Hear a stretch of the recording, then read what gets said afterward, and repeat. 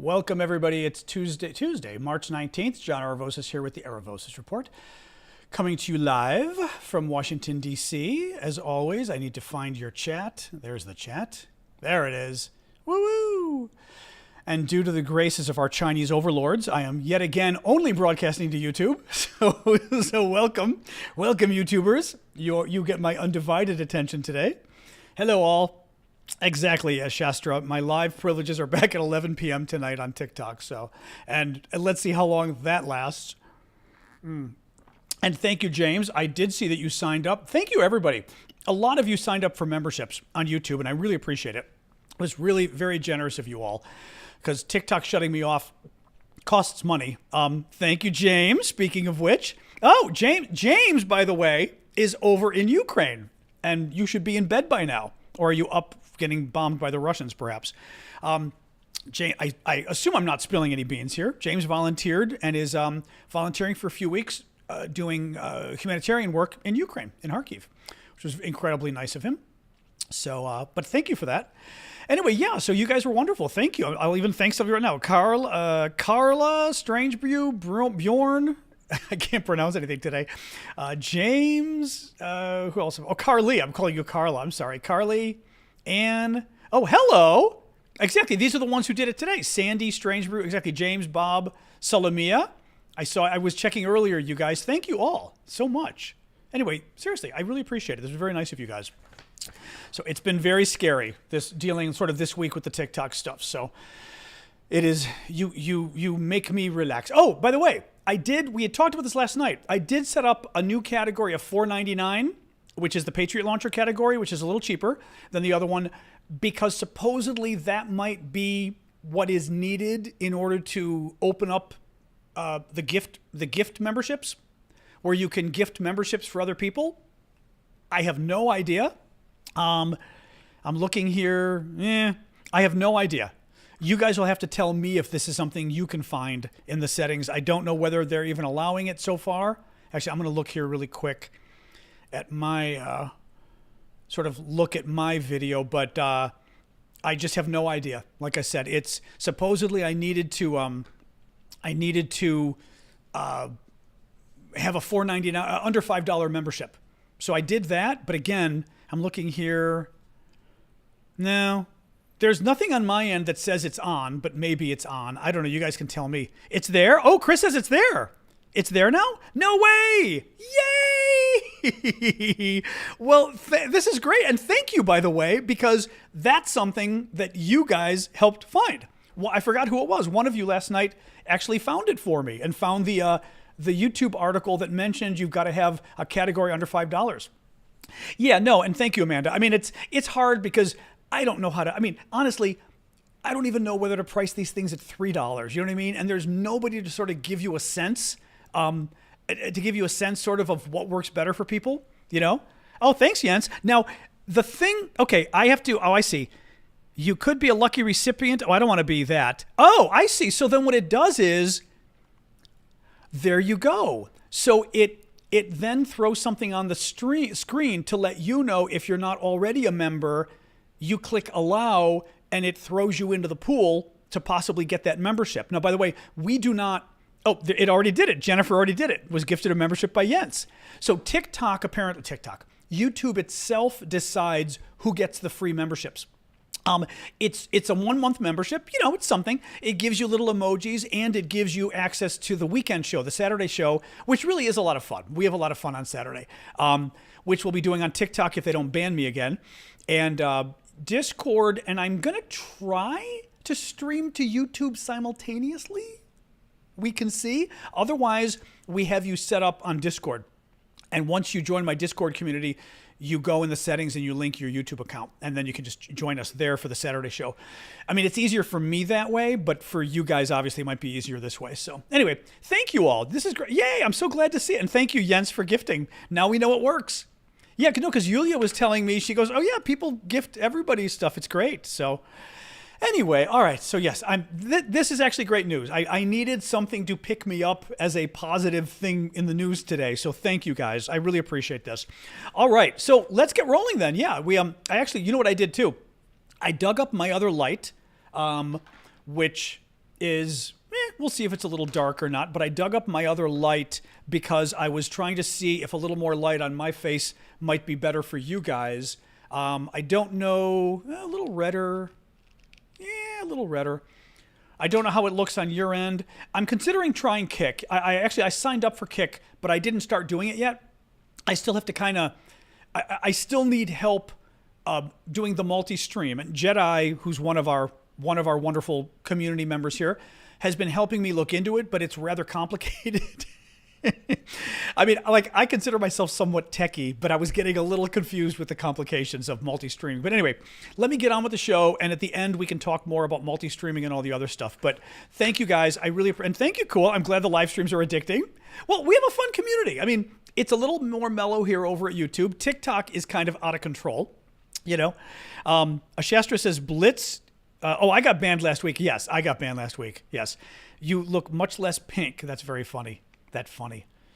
Oh, that's funny. Okay. My neighbor just sent me a message that she put one of her dog's toys at my door because the dog kept looking. It was a toy that I lent to her dog, but her dog's going crazy looking for it. So she put it at my door to get away from her dog. Oh my God. All right. Let's go on. So I know for you mods, this has got to be like boring. We're working the YouTube crowd. Like nobody gets out of control. All right. Anyway, let's move on. So day 752 of Putin's special 3-day military operation is today. Please do hit the like button and all that kind of stuff you do on TikTok, on YouTube. You know, it's kind of hard to know what makes their algorithm work, but I suspect comments help. Hitting the like button for the broadcast helps just to sort of sends the message to the algorithm that people like the show, which I think may help them to broadcast it more. Anyway, all right, lots of news today, guys. So Trump looks like he may have just rescinded his invitation for Putin to invade Europe. You remember a few weeks ago, Trump publicly said that he basically urged Putin to invade Europe if any of the European countries had not paid in 2% of their GDP. Okay, I've got to phrase this correctly. If the amount they were spending on defense was not equal to or greater than 2% of their economy. And that is a commitment that European countries made in NATO. Over half of them have not kept that commitment, which is not good. Poland is sort of number one. Poland has 4% of its GDP, of its economy, that it spends on defense, which is really great. A number of the Baltic states are being good. Some of the Scandinavians. I don't remember the numbers right now in front of me. And thank you, Christopher Magard? Or Magard. It could be French, too. Anyway, thank you, Christopher. I appreciate that. But Trump basically got pissed off a few weeks ago and said any country that isn't paying their money, we're going to let Russia invade them. And he urged Russia to invade. He also had said 4 years ago that, actually, he had told Ursula von der Leyen, who I will never remember her exact title, but she's one of the top European officials. I don't know, is she president of like the European Commission, maybe?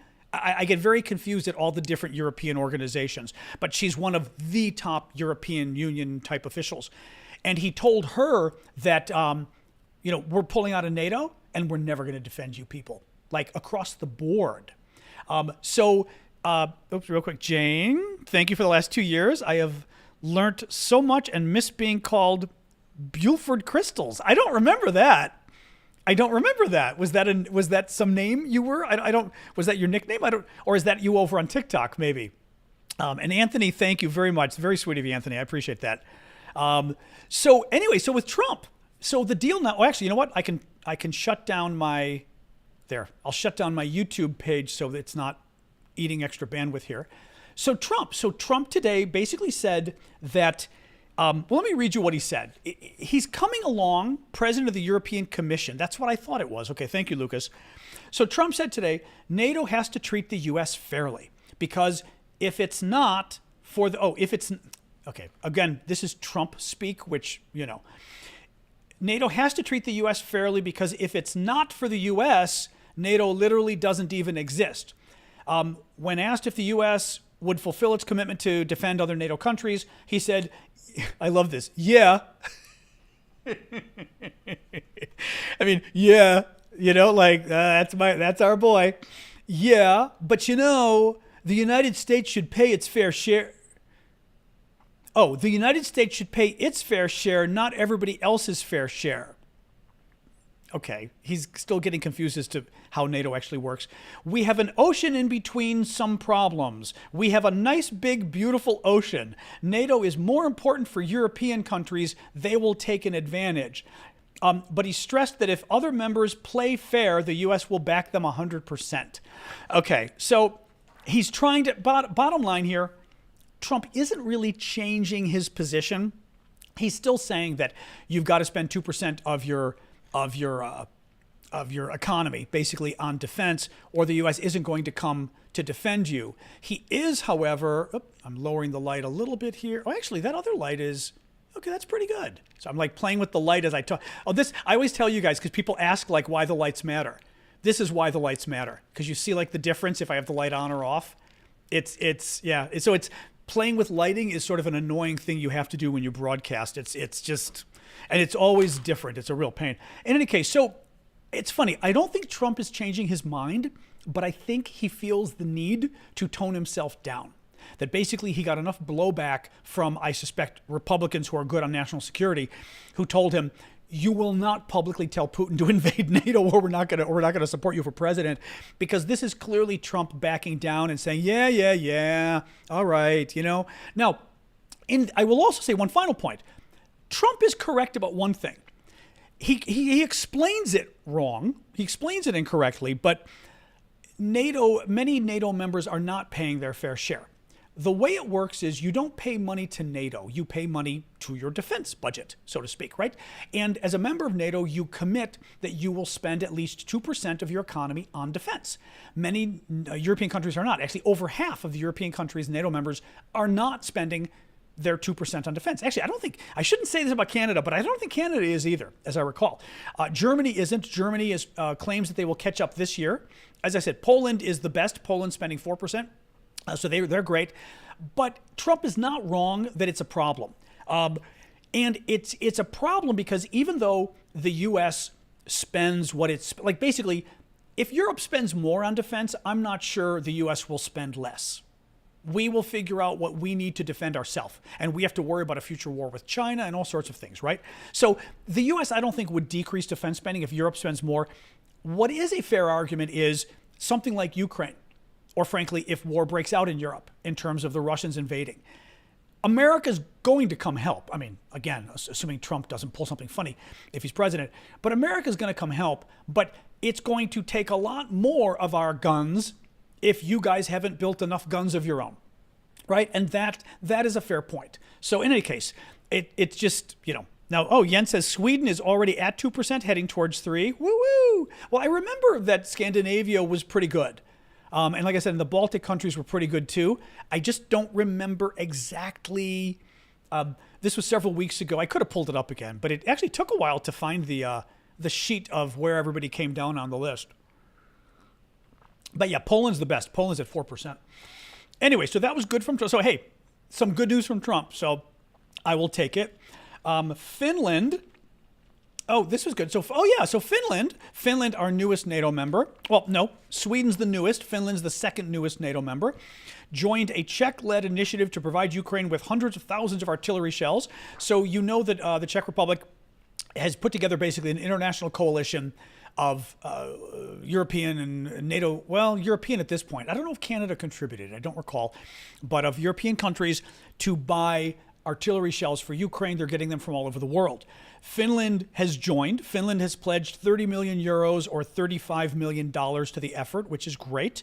So the Ukrainian Prime Minister said today on a visit to Luxembourg that we hope that this Czech initiative to buy the artillery shells, which Luxembourg joined, Luxembourg's a member, that's good, will help us. And beginning since April, we will have enough ammunition to deter our front line.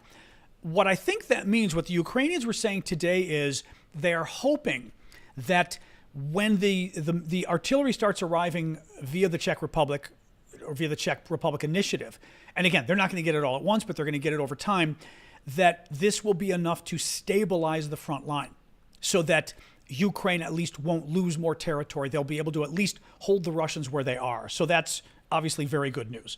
Quick sip of water, and then we will continue here. All righty. And remember, guys, please do keep the gifts coming. And anybody who's new or whatever, we're sort of pushing hard on the memberships because TikTok banned me for the week. Tonight it opens up again. I'll probably go live tomorrow. Therefore, not probably. I'll go live tomorrow, obviously. But we'll see how long TikTok lets me. But when they ban me like that, the money's gone for a week that I make on my lives. And I do this full time, which is why money. I hate to even talk about it. But in any case, I've been trying to sort of push things a little bit more here on YouTube because I think we should probably bring our YouTube effort up more because I should not be relying on TikTok for my income. Most of my income comes from TikTok, and sadly, that's just not safe. And it's not safe because of Congress, but it's also not safe because of TikTok. So in any case, one of the things we're doing is trying to push memberships where basically the lowest category is $4.99 a month, your local currency, to support me. And it gives you access to a weekend show I do every Saturday. I do it on Discord for the YouTubers. I may beam on YouTube as well. I don't know. I want to be careful that I'm not spreading out my bandwidth too much. But I could try to do, like this weekend we did do YouTube. I can try doing YouTube as well, but let's see how it works. Otherwise, we go on Discord. And what is kind of nice, because on Discord, we tended to have a larger group, but we can see, like this weekend on YouTube, we had 2 people, which was okay. Like there were like 10 or 12 on Discord. So it might be a little more lonely hanging out here, but it does give you access to that, among other things. Thank you, Kay. Very generous of you with the gift. I appreciate that. All right, a little bit more news. The German defense minister, and Melissa, always generous, thank you. The German defense minister announces an aid package for Ukraine worth $540 million or 500 million euros. Also, they said today that Germany will pay for 180,000 artillery shells as part of the Czech initiative to purchase ammunition for Ukraine. That's very good. I mean, that's very good. The goal now is up to 1.5 million artillery shells. Initially, the Czech Republic found 800,000 artillery shells they could buy for the Ukrainians. Now they found another 700,000. So this is great. You know what? I'm going to message Callum again, just so he knows. Hold on. People are missing you. You do know the show started. You can never... Callum's funny, though, because he messages me in the hour before the show privately, but I never quite... I mean, he doesn't have to be here, but I'm just letting him know you guys missed him. So, how do you become a subscriber on YouTube? Not a dumb question, Christopher. This is new for me, too. Depending on how you're accessing this, because it may or may not show up for you. On the bottom of the screen, tell me if I'm wrong, folks, but on the bottom of the screen near the comment box, there's a $sign. If you click it, you'll see a couple different options. There you go. James is saying the same thing. A couple different options, and one of them, I think, says membership or something like that. And then if you click that, it'll give you, or subscriptions, maybe, it'll show you the different categories and blah, blah, blah. So that's how you do it. So thank you. Yeah, Callum, there was a big rugby thing going on. He just messaged back. Maybe it is the rugby thing again. I'm here. I'm just working still. Oh, okay. Okay. I'm going to say people were asking. People were asking. That's funny. Well, it's nice to be missed, I guess. All right, there we go.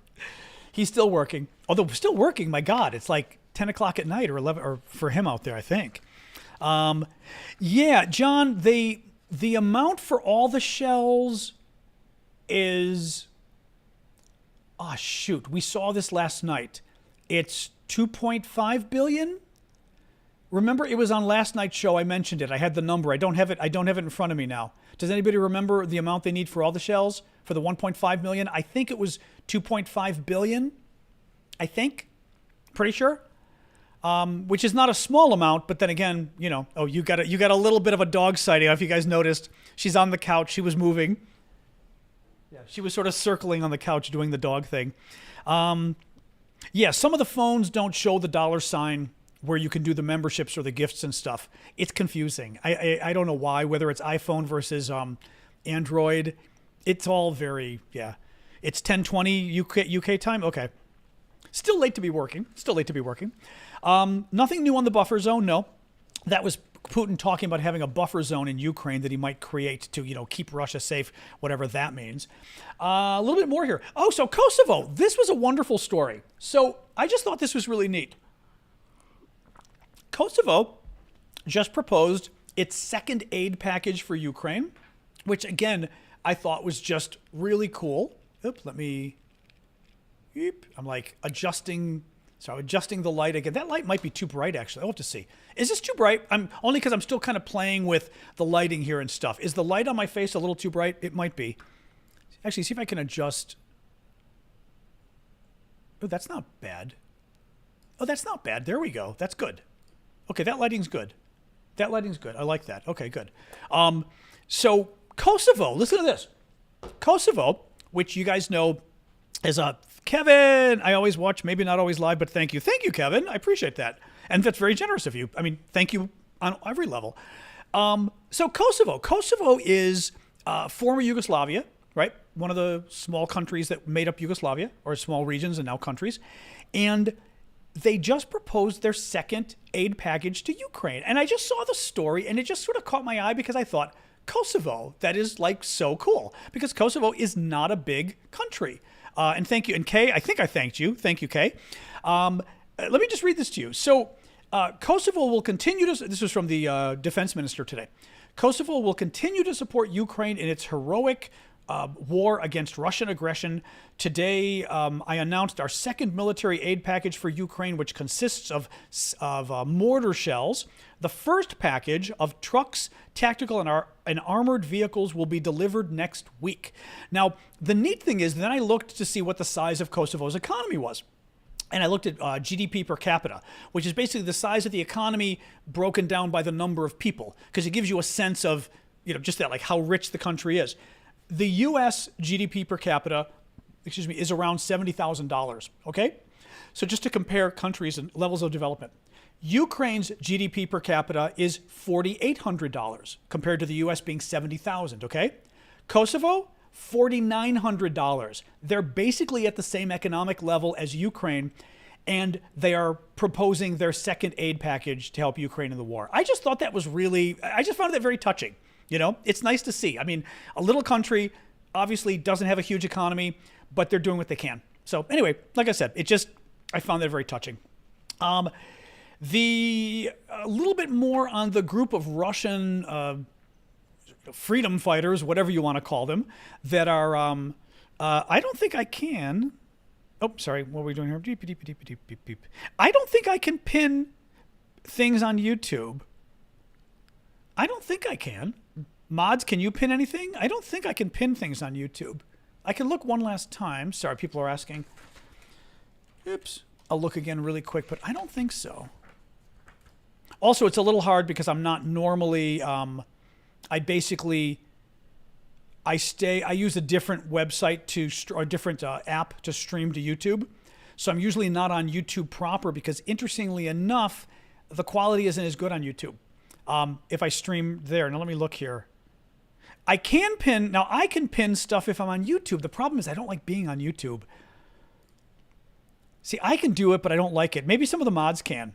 Thank you, Carly. Yeah, mods, if you can pin, that would be lovely, but I don't know if you can. Thank you, Carly. Very sweet of you. I don't know, mods, if you can. The whole phone.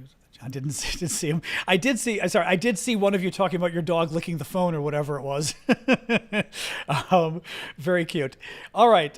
You can't pin? Oh, that sucks. See, I can pin, but it also requires me to actually see, the comment going by, and it requires me to be on YouTube, which means then I've got YouTube open, which means it could be slowing down my broadcast because then I've got YouTube streaming in while I'm streaming out. Anyway, thank you, Lori. Thank you. Oh, there was Aries. Oh, it was Aries. Oh, I keep forgetting. Oh my God. I keep forgetting Ashastra is Ashley. Ashley, I totally didn't know that was you. That is hilarious. For the last couple days, I've been sitting here going, who is this moderator, Ashastra? She must be somebody the mods recommended because I don't know who she is. That is absolutely too funny. It's Ashley. Okay. I was trying to figure out like who, I just figured it was somebody you guys recommended a while ago. And I said, okay, if you like her, she's good, I guess. That is funny. Okay. Aries, that figures. He licked the phone. All right. So yes, the Russian militia. So the little Russian freedom fighters that have gone across the Ukrainian border to fight in Russia. They are claiming that fighting is still going on in Belgorod. Belgorod is a region. Let me pull this up. Oops, my jacket is in the way. Belgorod is a region right across from the Ukrainian border. Here's Kharkiv. Belgorod is this region of Russia right here. It's also the town that's the capital of the region. Russia does that like Ukraine does, where they name the capital of the region is the name of the region, basically. So Belgorod. And the Russian Legion guys, hey, Nick, thank you. Nick subscribed as well. Woo-woo. You know, I need another, I mean, I could do the goat. Of course, the goat is our, although the goat does sound like he's screaming in joy too. The goat is the sound we usually use for our trolls. I don't know. I need to get another sound. We have to think about this, or if somebody can find something cool on Amazon, we need another sound I can give for like, for the new subscribers. Anyway, thank you for that, Nick. So, yes, so the Russian militias that are fighting against Putin claim that the fighting is still going on in Belgorod. They say that they've captured 25 Russian soldiers on March 17th. So they captured 25 Russian soldiers, which is a big deal. They say they've taken control of a local administration building. Unrelated, possibly, a local governor in the area said that about 9,000 Russian children will be evacuated from Belgorod due to repeated Ukrainian shelling. But it kind of had me wondering if they were removing them because of Ukrainian shelling or if they were removing them because they're worried about the Russian Legion. You know what I mean? Like, typical Russian, you shouldn't believe what they tell you. They could very easily be, you know, you don't want to basically admit that things are bad. You know what I mean? You know, they don't want to say like, you're scaring the hell out of us, so we're leaving. But very interesting that they're moving the children. So again, if they're moving the children, but I'm going to assume that that part of the story is perhaps true. A little bit more here. Oh, this was a crazy story. So this was on Sky News today. Sorry, quick little. You know what? I had downloaded a soundboard app, which I need to get working again. It's for the iPhone or the iPad, but honestly, it confused me. A friend recommended it who's like a wonderful podcaster, and it just never quite made sense to me. I need to get another one that I can use, although frankly, it'd be easier just to have a few toys, because otherwise I've got to open my phone and find the sound and hit it every time I want to do something. It'd be easier just to have like another toy like this that I can go, my Greek goat. So listen to this. This was interesting. Sky News reported today on men from Nepal who volunteered, and it doesn't even sound like they were tricked, a lot of these guys, but they volunteered to join the Russian military to fight in Ukraine and basically got screwed over by the Russians. It's really interesting. Listen to this. So thousands of Nepali men, they think at least 2,000 men, thousands of Nepali men have signed up to join the Russian army in Ukraine, unaware of the grim realities ahead. This is from Sky News. One Nepali mercenary, Ganesh, who was able to get back to Nepal, said he and other men did not have enough food and were treated like dogs. So what he said was, I watched the whole broadcast, that the first couple of weeks were good and they were treated well, you know, their training or whatever, they were treated well, they got food, the Russians were very nice to them. Yeah.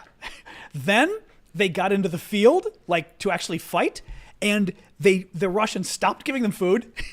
They didn't give enough food. They listen to this.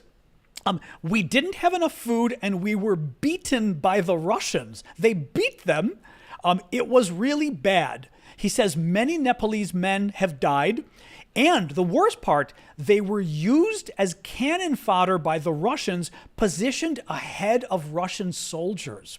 So the Russians basically, the word cannon fodder in English means basically, I don't even know what the origin of the cannon fodder is, but the idea is we're going to use your bodies to get you killed in mass to save us. So they would put them in front of the Russian troops so that they'd get shot at and killed and they wouldn't shoot the Russians. And just knowing they were going to kill them all.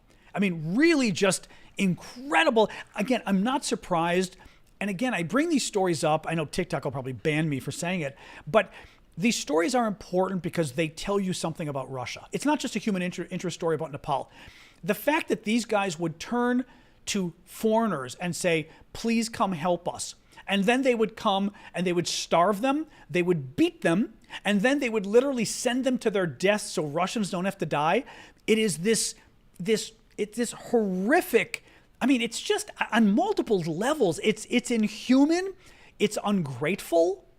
You know what I mean? It's just on so many levels, it's arrogant. I mean, because actually it's discriminatory too. Like you're actually looking at the Nepalese as though they're lesser men when they literally have volunteered to risk their lives for you. I mean, it's really, on so many levels, it's just so obnoxious. Anyway, drones, a little drone update from Reuters. Sorry, a little more coffee for me. Reuters did sort of a bigger story on drones. I wouldn't say there was necessarily much news about them. Sorry, Strange Brew says, you say cannon meat in French. Now, is a cannon a canon? What is a cannon in French? What do you guys actually say? Viande canon?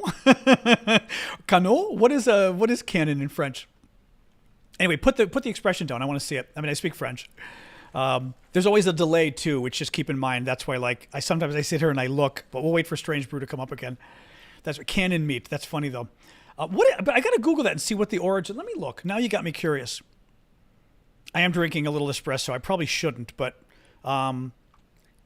So is it? But you say like viande de canon, or what do you actually say? Hold on. I'm also gonna Google cannon fodder because now I want to know if it's got the etymology of this. Hang on. Cher. Oh, cher. Okay. Oh, that's like, yeah. I never remember that word in French, like what you use it, but that's a different kind of meat. That's not like the meat you would eat, right? Is that cher? Is it cher? I'm trying to get the pronunciation down. Is that more meat like your body kind of thing? You know what I mean? Like cher.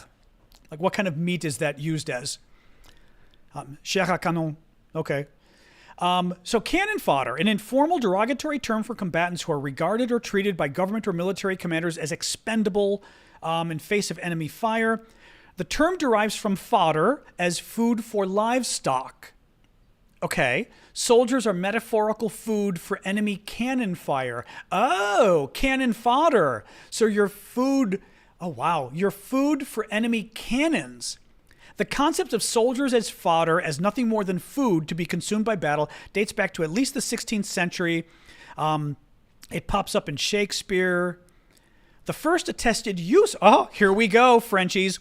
The first attested use of the expression cannon fodder is by a French writer, François-René de Chateaubriand, in his anti-Napoleonic pamphlet, blah, blah, blah. Let me see here. And they've got the chair à canon.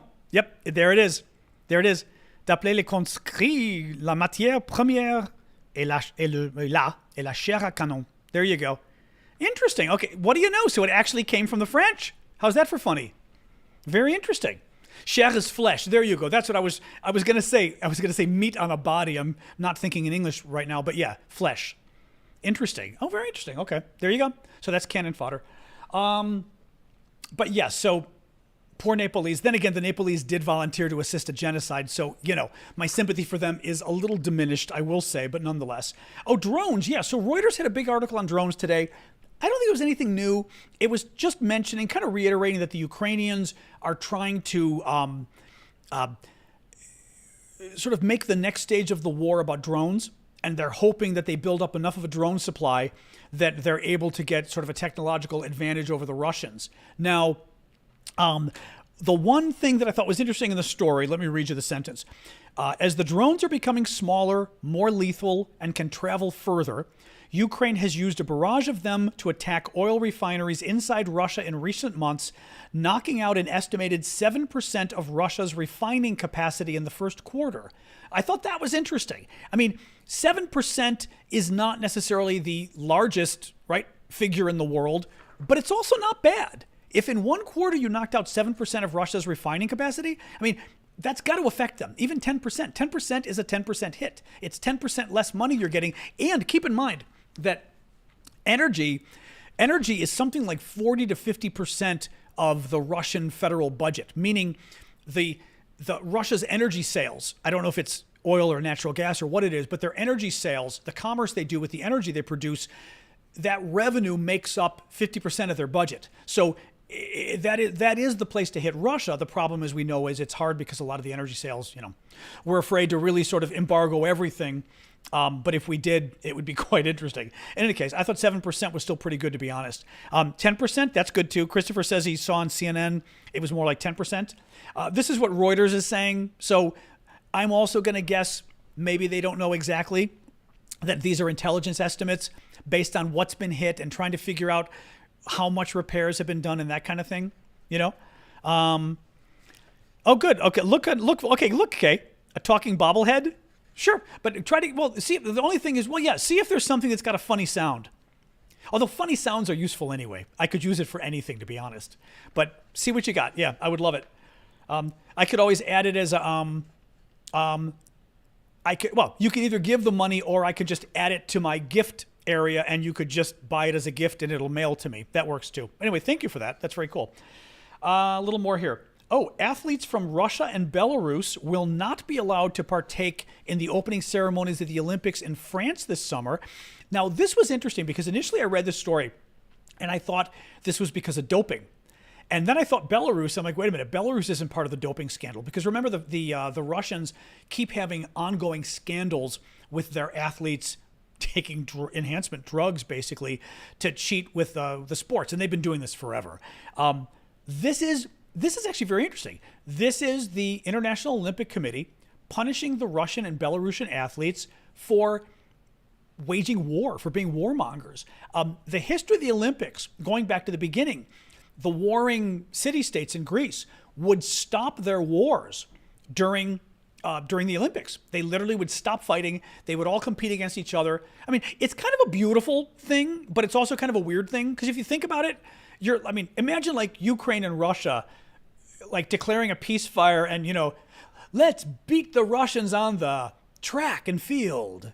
You know what I mean? Like, it's a little weird. I don't know if I'd be interested in doing that if I was Ukrainian. I mean, in any case, that is the history of the Olympics.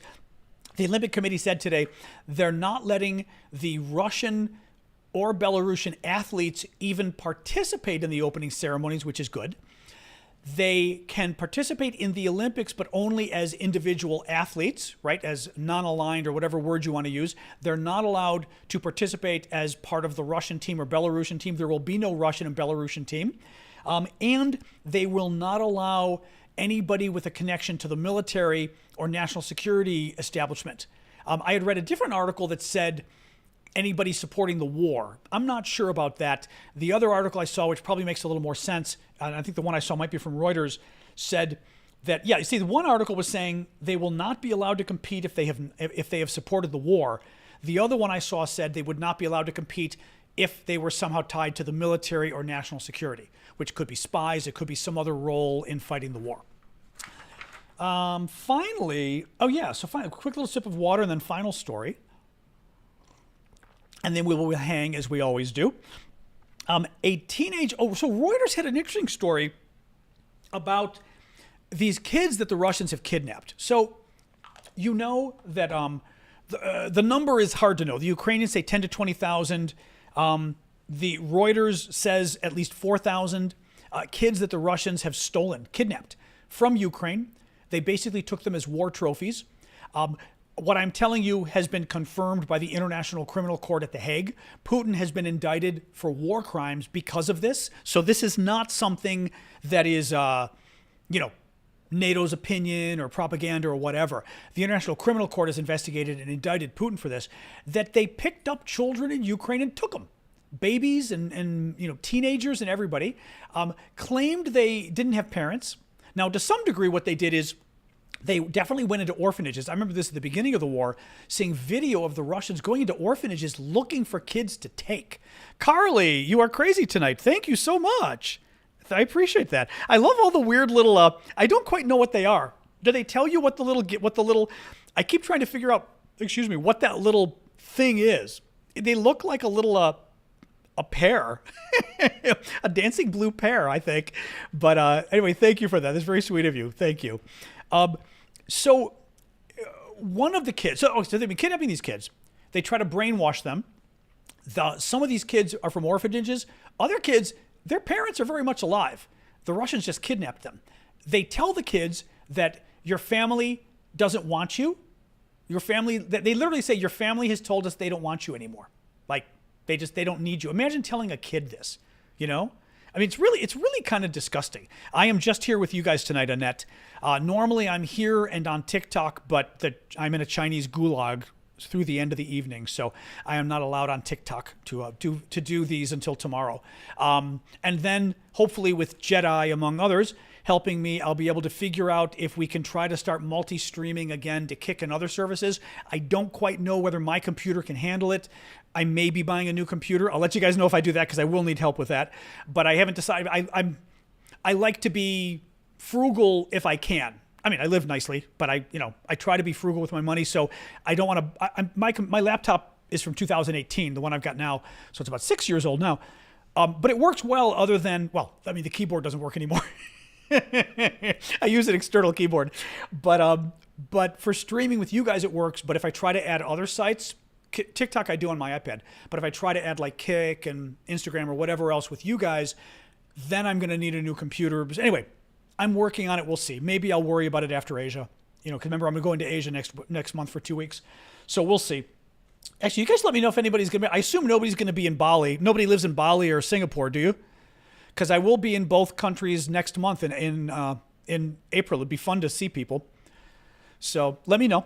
In any case, so the teenagers. So Russia's been kidnapping these Ukrainian teens, and they had one boy, a teenage boy, who was the poster child for the Russian kidnapping, basically showing how, look at these Ukrainian kids, they're so happy to now be Russian and this kind of stuff. Well, he escaped and went public about the whole thing. So let's do this. This is from Reuters.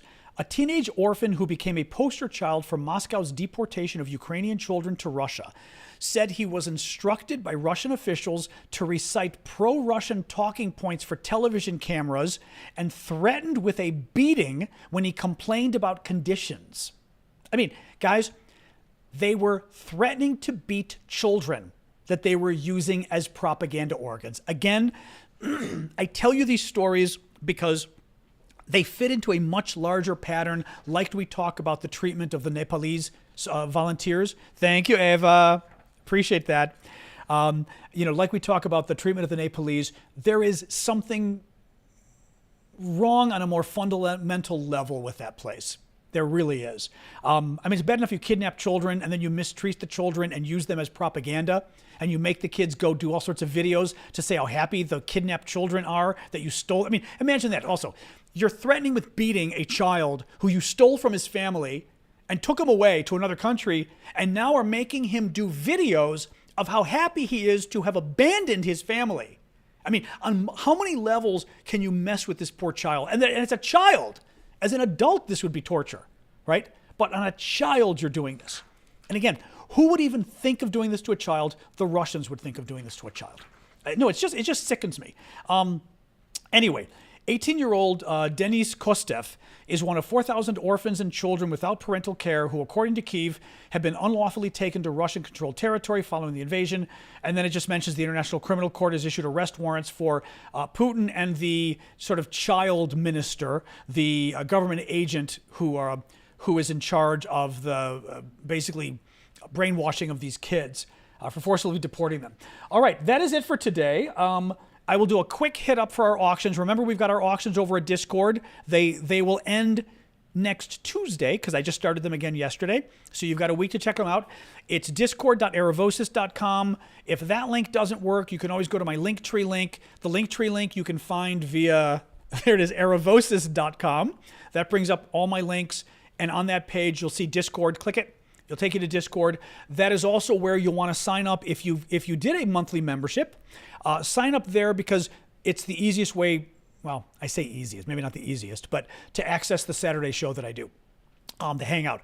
I'm going to try to beam to YouTube simultaneously. I have no idea how it's going to work because I'm going to definitely do Discord, but I'll try to do YouTube at the same time. But I don't know whether it's possible my computer's not going to like it, either because of the bandwidth of the internet. In other words, enough internet, Wi-Fi, basically, but also it's possible my computer processor is going to get very upset.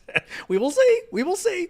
But anyway, check it out. But we do auctions over there for Ukraine, of really cool stuff from Ukraine. 50% of the money I send back to Vlad. I checked actually. So last year, because I'm doing my taxes, it looks like we raised $12,000 from Ukraine just from the auctions, which also means $12,000 to support my work. So thank you guys, because I do this full time, so it helps to pay the bills. But 50% of the money I send back to Vlad, and we've been using for all the humanitarian and some military projects as well. But some of the items this week, this is one of my faves. I've been holding on to this for a while. This is a piece of a Russian Su-34 fighter bomber. It's we know exactly what this piece is, which is cool. Meaning we know the plane exactly. We've got the plane number. What is it? RF-81251. It was shot down March 1st of 2022 over Borodyanka, Ukraine. The pilot and the co-pilot were killed. We've got a lot of information on it. There's video and pictures of the plane on the ground after it crashed, after it was shot down.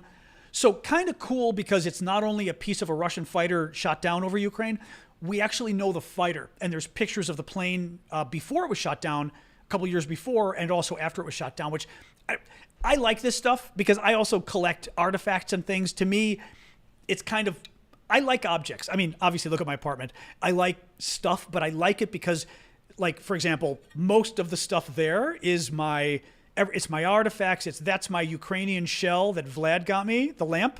We turned it into a lamp. That's the really cool artillery shell that was painted by a Ukrainian artist.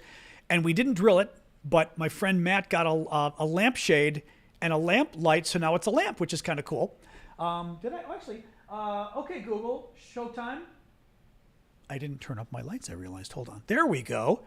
I've taught my Google that when I say showtime, all the lights go on 100%. I'm a technology geek. I like this stuff, but I forgot. I do this because then it's got a little more light that fills in back there. I think it looks better. But yes, now you can see the fossils are doing lovely. The fossils are right here on this shelf that you can see where I'm pointing to with the airplane part. They are doing very well. They're nestled in with everything else. But anyway, we've got a lot of cool pieces. I would say there's a number of pieces. That's probably the nicest one we've got. But I've got a lot of other stuff too. Anyway, I won't bore you all with it now. We've got a week, but do check out the auctions. As I said, I think they're fun, but they're also nice because, we're able to raise $12,000 to benefit Ukraine in addition to everything else we've done, which is great. So, all right, guys, let's a yodeling pickle. Oh God, Kay is now down the rabbit hole of we're doing Q&A right now. Cool, yeah, we're doing it right now. I'm done with the news, so now we're hanging out. Kay is down the rabbit hole of looking for noisy toys on Amazon. She just found a pickle that yodels. I mean, that is pretty funny, though. A yodeling pickle is pretty funny, I will say. That's funny. All right, so yes, let's do comments, questions. And again, it's only you guys tonight because I'm still in the Chinese gulag over on TikTok. I can't do my videos till my lives till tomorrow. So it is only comments from you all. So comment away so we have stuff to talk about. I do think a yodeling pickle would be quite funny. What else we got, guys? The baleen. Oh yeah, my baleen's always, yep, that's my baleen from Alaska, exactly. Baleen is very interesting. If you're not from Alaska, it's a little creepy. If you're from Alaska, it's very cool. Or I worked for the senator from Alaska. But it's from a whale's mouth. And the long strips of baleen basically go through the whale's mouth and it filters out the plankton. So, I mean, it is an animal. As somebody said to me once in an airport, I had it wrapped in, coming from Alaska, it was wrapped in cardboard, but it's 12 feet long. And somebody came up to me and goes, is that an animal part? And I was like, I mean, kind of, because it is, but it's not like it's an animal I shot or anything. It's not like it's the head of a giraffe or something that, Donald Trump Jr. would do. But in any case, so yes, it comes from the mouth of a whale, but they're collected by the native Alaskans, the Alaskan natives. So it's much more part of the subsistence culture of the natives versus being something kind of creepy. The VIP auctions are for tractor and hire, correct. I was trying to give, when I created the new category of YouTube members last night, the $4.99 one, the Patriot battery. Did I call you guys? No, what did I call you? Patriot something. What did I call you? The Patriot folks. I wanted to make sure that I left something for the next level up that were the current ones, the $70.99 folks, the farmers with tractors. So I gave the Patriot people access to the weekend show. So even if you pay the smaller amount, you'll still get the weekend show. But the next level up, the $7.99, which is the farmers, will get access to the VIP auctions. And of course, as you go higher, you get everything preceding. Because I didn't want to create a new category and then take everything away from you guys who have already subscribed to the higher level. That would be wrong. You know what I mean? So anyway, yes. The rebar is not quite on display. Damien's messaging me. I'll have to say, could I call you later? The rebar is I've got it in my, those are my 2 big shelves I bought from IKEA, by the way. We were talking a couple months ago, remember? And we saw the shelves that were smaller and they had free delivery, which I've got to say saved a lot of money because I've got a bigger shelf from IKEA, one shelf that I had to pay $80 to get delivered once. So these 2 were free delivery, which was pretty good. And yeah, I've got my rebar. I've got a wonderful piece of rebar, like that's about this big, literally, from Berlin. And I literally broke it off of the Berlin Wall the weekend of December 2nd, 1989, which is when the Berlin Wall, it was that couple-week period when the Berlin Wall was opening up and coming down. So it's very weird. Really, Fabiana? Really? Well, the thing is, Patriot, I sort of thought of Patriot in I called the new category Patriot. What did I call it? Patriot Launcher? I'm already forgetting what it is, guys. The pun is we're talking about Ukraine. So the name is actually the Patriot missiles, the Patriot missile batteries that are protecting Ukraine from the incoming Russian missiles. That's what it's actually. I wanted a little bit of a pun on the word patriot as somebody who defends their country and blah, blah, blah. In the U.S., the word patriot does not have a negative connotation at all. Well, I shouldn't say that. Maybe you're in the U.S. I don't know. But I would say for an American, at least, it's not at all perceived as being, well, generally speaking, it's not perceived as being like scary fascist kind of patriotism, I would say, for my taste. Also because it is, at least in American history, we talk about the Patriots being the revolution. When we think of Patriots, we think of the American Revolution. Well, now you got to worry about fascism in all sorts of forms in the U.S. Fair enough. But anyway, this category is named after the Patriot missiles that defend Ukraine. It is not named after anybody. It is not named after anybody who would scare you. These are the Patriot missile batteries. What did I call it? Patriot. I'm forgetting what I called it now. Patriot, what's the category called? I'm trying to see if I can scroll up enough to see it. Patriot Launcher, maybe? What did I call it? A Patriot Launcher, yeah. Yeah, Patriot Launcher. It's named after the Patriot missiles that defend Ukraine. Yep. Because also, that's a big deal because we're very worried about Ukraine, frankly, running out of missiles for the Patriots in the next few months. It's quite possible. And if that happens, then we're really in trouble because then Russia's going to just destroy Ukrainian cities. In Kyiv especially, very scary. Any case, what else we got, guys? We're still talking pickles. Do you like Toy Story? You can buy one. I liked the movie Toy Story. Sure. I think it's hard to say. I'm just trying to think, it's hard to know what toys would work. My deputy. Oh, that's right. The deputy with the Tom Hanks character. It's hard to know what toys are best because honestly, I just happen to have the Greek goat and something about it just made me think of when we boot the trolls because they're kind of screaming on the way out like, ah! Something about it just made me laugh. So I don't know. If you find something that you think is sort of punny and funny, we can try it, The sheriff kind of works too for the potentially for the a Woody doll does kind of work for what am I going to say? Oh, for sort of patrolling and going after the trolls and stuff, right? It does to a degree. Christopher says, I see parallels between the U.S. struggle and what is happening in Ukraine now. In what sense? What do you mean? Just curious. And which U.S. struggle? I mean, when I think of U.S. struggle, I think of either the American Revolution or Trump and all the crazy stuff right now. Mom is good. I actually owe Mom a phone call, but Mom is good. What else we got, guys? A donkey. Donkeys would be fun. Now, a donkey could be fun because donkeys get you Greek as well, right? I mean, we've got the Greek goat. I do like the ongoing Greek theme since I am Greek, a Greek American. So the donkey actually does appeal to me. Hang on. All right. Oh, today's Tuesday. That's right. Okay. I'm going to see maybe Thursday. Damien and I are going to go to the cherry blossoms. We'll see. We'll see. I shall, Ashley. Thank you for that.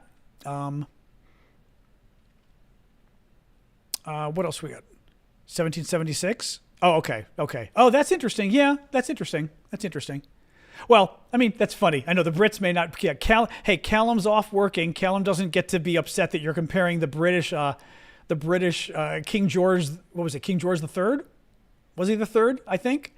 To Vladimir Putin. I mean, King George was not a very nice man, from what I know. So, it may not be totally unfair to compare the two, to be honest. Even though Britain's a little different than Russia, but nonetheless. He was a tyrant.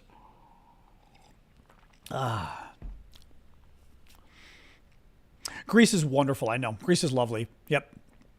There was a wonderful little restaurant right near the Parthenon, right near the Acropolis, that was just a little itty-bitty hole-in-the-wall kind of thing that you could go in. They have the little display area. It's like a little cafe, basically.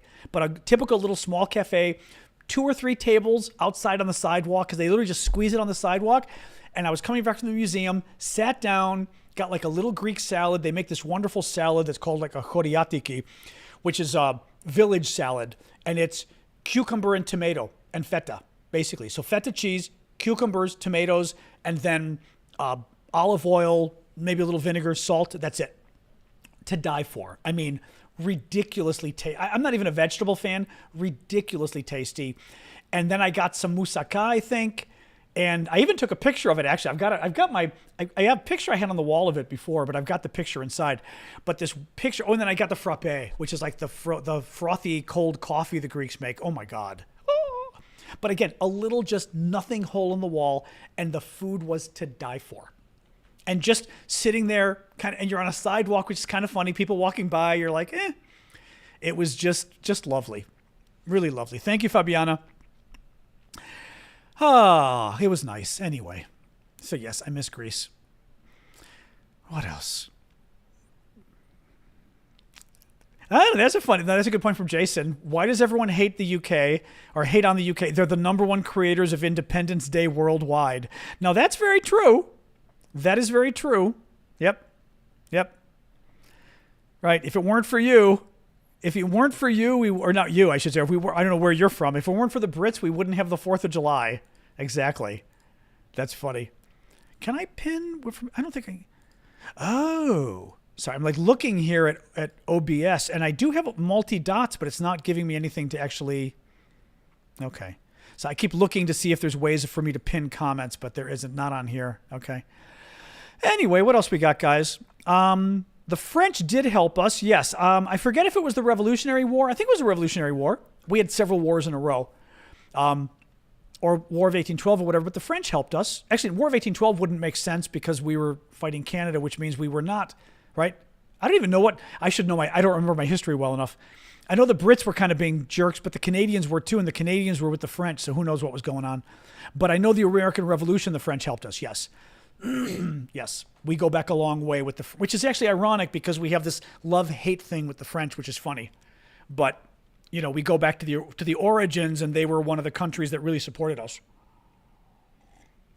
Oh, hang on a second. I've got to make sure. There we go. I didn't have the live chat button post clicked, so I was missing a few comments here. Okay, here we go. Well, it's different than the cafes in Paris, Chris. In Greece, it's literally like a small falling apart sidewalk with a small table on it, and you're there on the table, and people are walking around you on the sidewalk. It's like totally different in Greece. Hard to explain. It's like a totally much more common experience. I say common in a commoner kind of experience than at a French cafe. It's not quite but it's still lovely, but it's not quite a French cafe. No. I will do a recap before I go off. No problem. Yes, I'm still in the Chinese gulag over at TikTok. At 11 o'clock tonight, they free me. So I considered going live just for fun, but I'm kind of thinking at 11 o'clock at night, I'll be busy watching Suits on Netflix. So I'll go live tomorrow on TikTok. We almost bankrupted France with our revolution. Oh, that's interesting. Should NATO reassess the 2% on defense now with Putin on the war path, seeing NATO is struggling to help Ukraine? The problem is most NATO countries are not even kicking in 2%, meaning are not, burping here, are not spending 2% of their, God, how do you phrase it? It's a hard thing to phrase. According to sort of the agreement with NATO countries, each country will spend at least 2% of its economy on defense. So its defense budget has to be equal to 2% of its economy or more. The U.S. does this. Poland does it. You guys were saying some of the other countries do it. I'm already forgetting if you were saying Sweden or who you were saying. But more than half of the NATO countries do not do it. So they're not spending enough on their defense. So the problem is, you could argue it should be more than 2%. I believe the Polish foreign minister did this the other day, Radek, Sikorski. I believe he said we should even set the goal to be 3%. The problem is we're not even at 2% for over half the NATO countries. So I don't know if the goal, excuse me, my allergies. You can tell the weather got really nice in D.C. because all of a sudden my allergies are kicking in. But I don't know if you want to set a higher goal when we still haven't been able to get people to agree to but to abide by the lower goal. You know what I mean? But you are not wrong, and it's something the polls are now talking about, which is NATO had better start. I mean, I've been saying this for 2 years. The Cold War is back. Russia is a threat. Russia is the Soviet Union. The threat is back. And they even share a lot of the same values of the Soviet Union, frankly. They're not communist, but only by this much, right? I mean, it's the same damn people. I told you, I love the Malcolm Nance once, who's a former American military, but still very involved with military stuff, helping Ukraine, etc. And Malcolm once got into a fight with Glenn Greenwald, who's this kind of far left, but very far right too. He's a far lefty that became kind of MAGA, basically, is the way to describe Glenn. Glenn has a creepy, I'm trying to think of a way of, Glenn's a lawyer, so I'm being careful. Glenn has a creepy way of defending Putin a lot. I will just say that. Kind of like Donald Trump in the way that it happens far too often. It seems to happen all the time. It seems to never be the opposite. There's never criticism, and it's very creepy the degree to which it happens, how much Glenn defends Putin. So what Glenn once was going after Malcolm and said something like they don't even have a KGB. And remember, the KGB were the secret, CIA of Russia, but way worse. I mean, the horrific murderer, they were horrific, the KGB. The secret police, they would make you disappear. I mean, not just foreign bad guys, like domestic people, right? They were horrific people. And Glenn once made a comment to Malcolm online on Twitter, I remember, and he goes, the KGB, the Russians haven't had the KGB was disbanded 30 years ago when the Soviet Union fell. And Malcolm wrote, and he goes, Glenn, you do realize that they just changed the name, right? It's not like the Soviet Union dissolved and Russia decided, I guess we'll get rid of our secret police and disband. They literally changed the name of the building. And it was I thought it was the most beautiful comment from Malcolm, because it's accurate, but it also, it sort of gets to the larger point of, which Yulia has said, who's a Ukrainian creator, who now is a journalist, who is a friend of ours, and she comes on the show. What Yulia said, where she said, Russia isn't the Soviet Union again. They never stopped being the Soviet Union. And that's her point. And that goes to Malcolm's point, which is, they changed the name. They changed the name of the system. It's no longer communism, and it functions differently. It's the same people. They were all fascists. Even though they were communists, they were, maybe the better word is authoritarian, if you want. They were dictatorship, okay? And they were dictator, and there was a dictator mentality amongst the workers and the elites, right? It's the same people, right? It's a dictator mentality. It's not communism now, it's fascism or whatever else you want to call it now.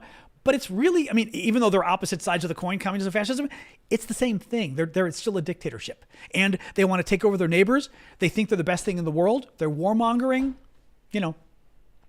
Anyway, KGB had files on 1/4 of its citizens. I did not know that, Mike. I know the Stasi, the East German secret police, had files on 1/3 of all East Germans.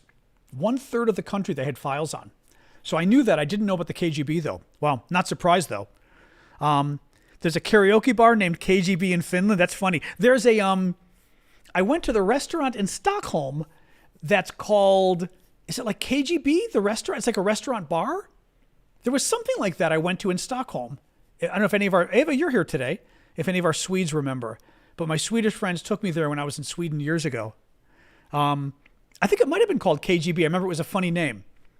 I think it's KGB. And it's Russian. It was okay. It was Russian themed. You know, I think actually I got Swedish food. I got like I got meatballs with lingonberries. So I got my Swedish food instead. But it was still a funny place. Oops, gonna look in here. Boop.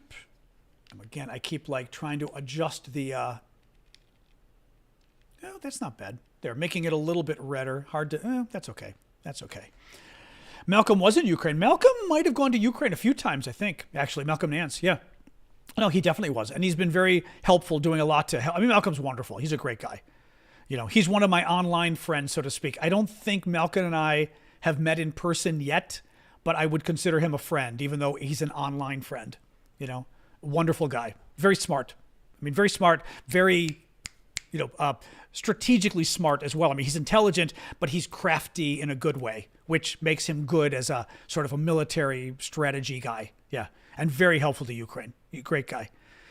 You're playing local league darts, Carly? Oh, that's funny. Okay. That's okay. That's okay. Russian style bar in Toronto. Well, we had a restaurant called Russia House, not far from me here in DC. And when the war broke out, I think I did a TikTok video on this. I don't remember that they took the flag down because it was a big Russian flag, and it was like a Russian tea house as a tea house restaurant. And went by the other day, they changed it entirely. It's now an entirely different type of restaurant. They literally, restaurant has been there for decades in DC. I mean, well known at what is it? Oh my God, Connecticut and Florida. Anybody who knows DC, right? And very well known place. They totally wiped it out. It's no longer Russian. They changed it entirely. And it was funny because we noticed it literally just a couple of weeks ago, and we were like, oh my God. And I mean, in DC, good luck. I wouldn't be caught dead going into an establishment that was Russian. It would just creep me out. And I'm sure they might be nice people, the ones who are here, because they're probably people who left Russia, you know what I mean? But it just I would be embarrassed at the same time. So I'm sure they didn't do well, especially in this town, which is a very democratic town. And unfortunately, Ukraine became this Republican Democrat thing. So, the owner changed the restaurant. It's a totally other kind of restaurant now. Yeah. So it's no longer a Russian styled restaurant, but it literally was like a tea house kind of thing. Russian tea room. I remember reading about them too, but there was an article about them a year or two ago. Yeah. Yeah. Putin was stationed in East Germany. He was correct. Is the connection bad on that? Sorry. No, I will say one thing. I did adjust one thing, and I'm getting less of an error tonight. I changed my frame rate, which anybody who knows tech, because it was glitching the last few days, I lowered the frame rate, which should have made the connection much better. Other than the problem Annette is having right now, are you guys seeing tonight's video as being a little better than the last couple nights? Because also I could tell it was delayed much more. Like when I was looking at the screen, my video of me was much further behind where I was actually speaking. So I don't know if the fact that Annette is saying that is worrying me, that it's slow to type and glitching. But anyway, just curious for the feedback. But I'm not getting the error. I was getting an error message before. Better than yesterday. Okay, good, Ash. I was getting an error message on my end saying video was not going through well, and it definitely is at least claiming that it's better today than yesterday. So that's good. Sorry, Annette. It's also possible that Could be your connection. It could be, I mean, you could try going out and coming in. You know, it could be. Also, the fact that it's typing slowly. If typing the comments is going slow, that could be your computer slowing down. It could be this. It could be something else eating too much of the memory in your computer, the processing memory. Anyway, take a look. But you might want to try coming out. Maybe even go out, close YouTube, and come back in. It might help. Okay, everyone else's is better. That's good at least. Okay, good. Yep, as what Amanda just said too, you could change the playback speed. There's like a little setting on the screen from 1080 to 720, which will make it take less bandwidth. Like you don't need as much internet to pull what I'm broadcasting. Yep. Oh, interesting. Chris is having the same problem. Interesting. Okay, not sure why. Yeah. Well, my lighting is, I've got stronger lights on today, which should make it sharper, which is interesting, you know, because I can even tell too, like the video does look better today. Like these, even though I don't love having, I mean, I'll show you guys what I'm looking at. Where's my phone? Because it can be a little annoying. Here, I'm going to wipe this off and show you. So, it's like, I'm trying to wipe the little screen because it's, oh, that's good enough. Oop, come on, you. Where is this? Hold on. Oop, photo. There we go, photo. So, this, now, I don't know whether it's going to show it well for you, but I think it will. So that's like my setup. So you can see the ring light on one side, the light on the other, my microphone, my computer in front of my microphone, and then my iPad, which has a red case on it. So you see the red surrounding the iPad. That's where TikTok is. So that's normally what I've got, which is why I'm kind of always looking back and forth. And also, I normally just do the ring light. But tonight, I decided to take my other light out of storage to see if it helps. And honestly, I do think it helps. It's just crisper. The thing is, the lights can make it crisper because it's, and I don't understand, well, I understand this. Basically, it's like a camera. It's got to like open the aperture to let more light in, but it kind of, I think, doesn't have as much information as it brings across. So like when the lighting is lower, your connection is slower. Tell me if I'm wrong about this, but I think I'm right about this. If the lighting is stronger, typically you get a sort of better camera speed when you're streaming. If it's too low, it's got to open up the camera more and it really slows it down. So I have more light tonight, which could be making it, but also I mean, who knows, maybe by changing the frames per second, even though it's a lower frames per second, it's not glitching. And who knows? I don't know. This stuff is not easy. As I said, like trying to make all this stuff, you know. Yes, TikTok tomorrow will be fun since we have no idea what they got mad about twice with me. So good luck, you know. They'll ban me again. Oh my. Yeah, it may be the frame rate that helped tonight. That was Jedi who suggested it. So anyway, what else we got, guys? Any other questions? I can do, and I'll do the recap at the very end. Usually I save that for the very end. So I will do that in a minute. Well, what else, guys? Anything else? Beep, beep, beep. I'll do a quick thank you again if any of the members who are here. Chris and Carly and Charles and Tom, Annette, Marie. Hang on. All right. Duplicates. Chris, I got you already. Fabiana. Oh, no, Fabiana did many gifts, so that was sweet of you, Fabiana, with the gift. Kay, Tom. I can only go back so far, and it stops me from scrolling, and then I can't scroll anymore. Okay. Anyway, thank you to those of you who are still live with us right now. I appreciate that. Anyway, can I do a recap tomorrow? What does that mean, Carly? I'm not sure what that means. What do you mean? Oh, on TikTok? Yeah, the trolls will be back. The trolls will be back. You know, they always do.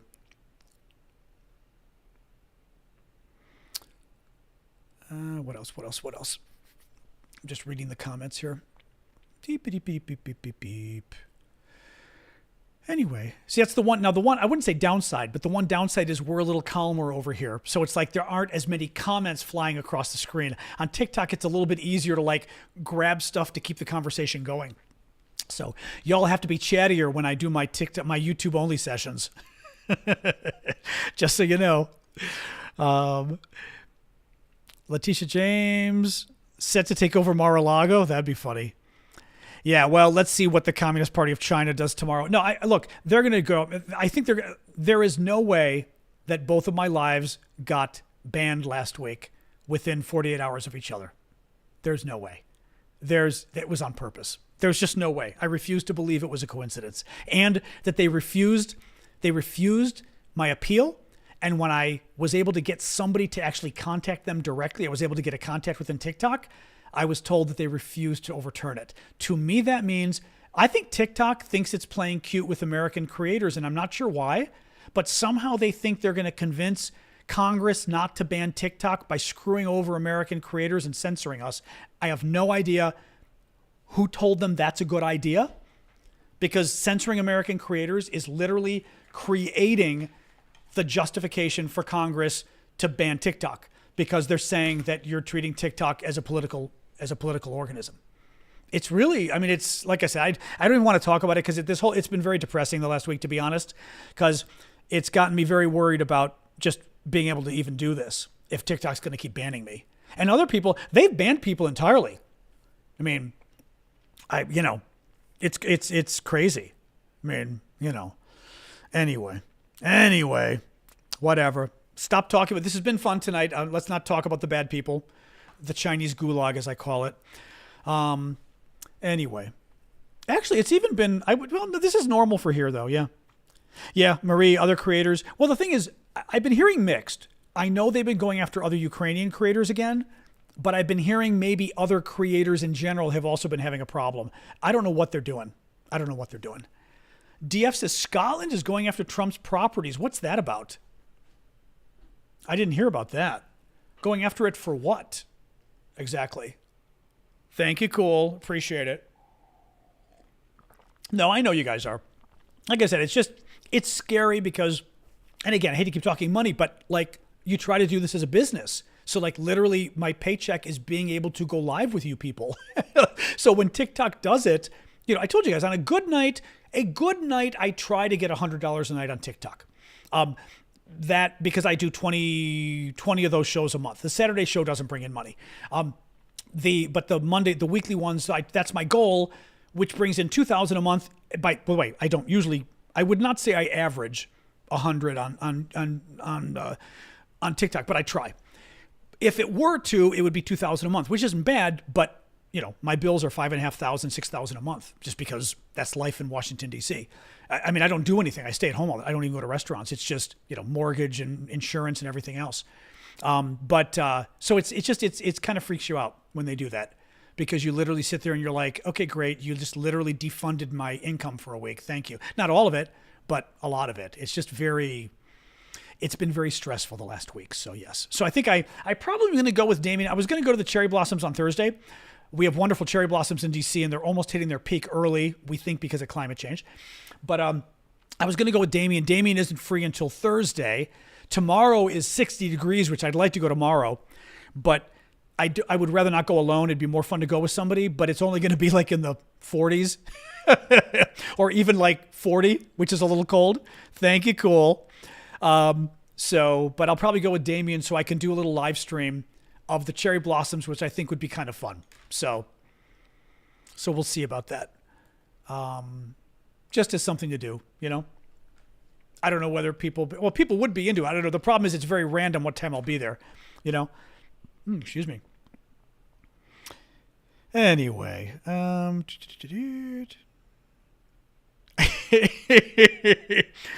just randomly, somebody randomly posted liar spelled incorrectly. Oh, I see what you mean. You're trying to make it feel like TikTok.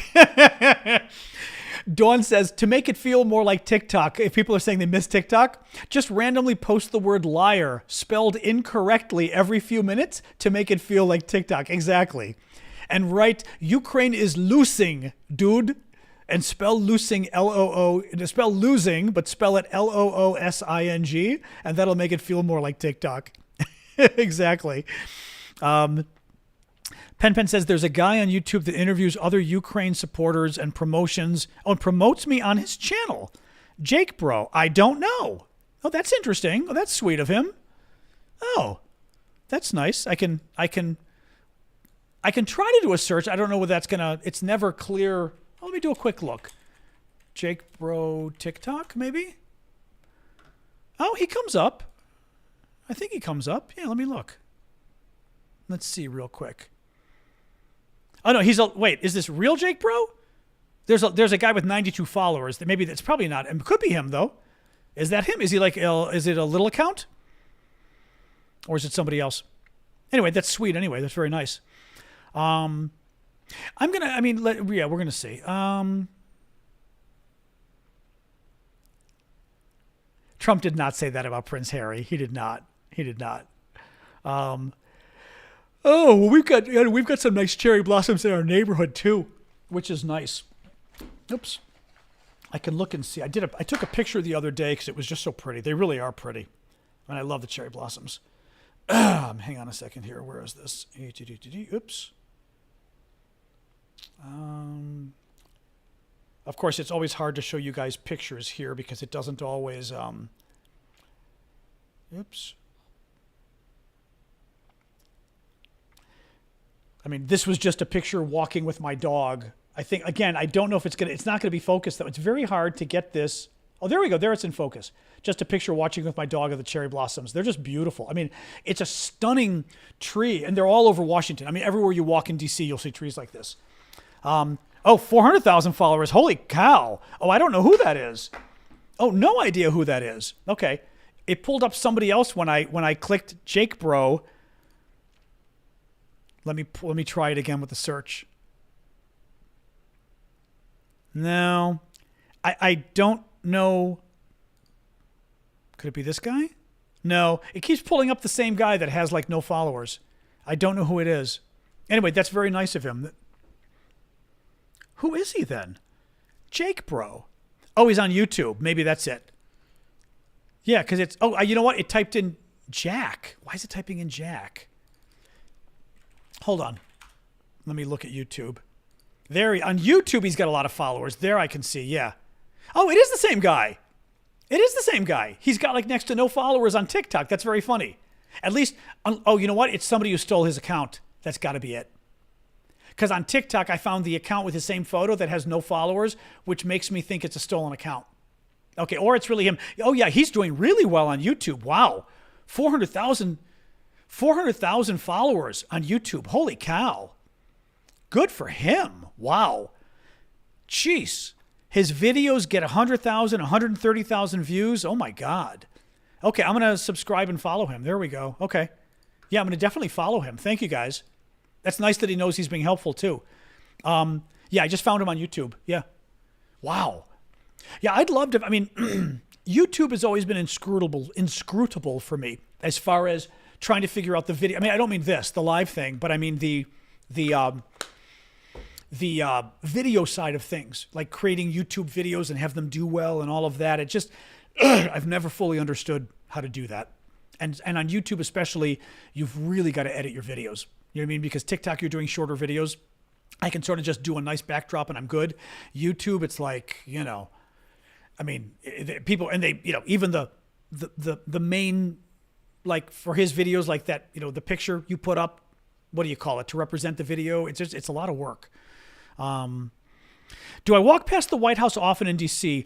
I don't walk past it often. The funny thing though is that I live near a park, and when I walk to the park with my dog, you literally look down the street and you can see the White House. It's very funny. And you sort of forget it because I go to this park almost every day with my dog, and I actually forget sometimes, and I'll kind of look down the street and go, oh. And it's kind of funny because it's about 1.5 miles away, but you literally can see, because it's a straight shot, you can see the White House, which is kind of neat. But I don't walk by the White House because it's basically... It's in the business district and then the beginning of the federal district where then you have the mall and all the monuments. So there's no reason for me to go down there because it's it's businesses too. But it is neat that I literally can look down the street when I'm walking my dog and see it, which is kind of neat. Yeah.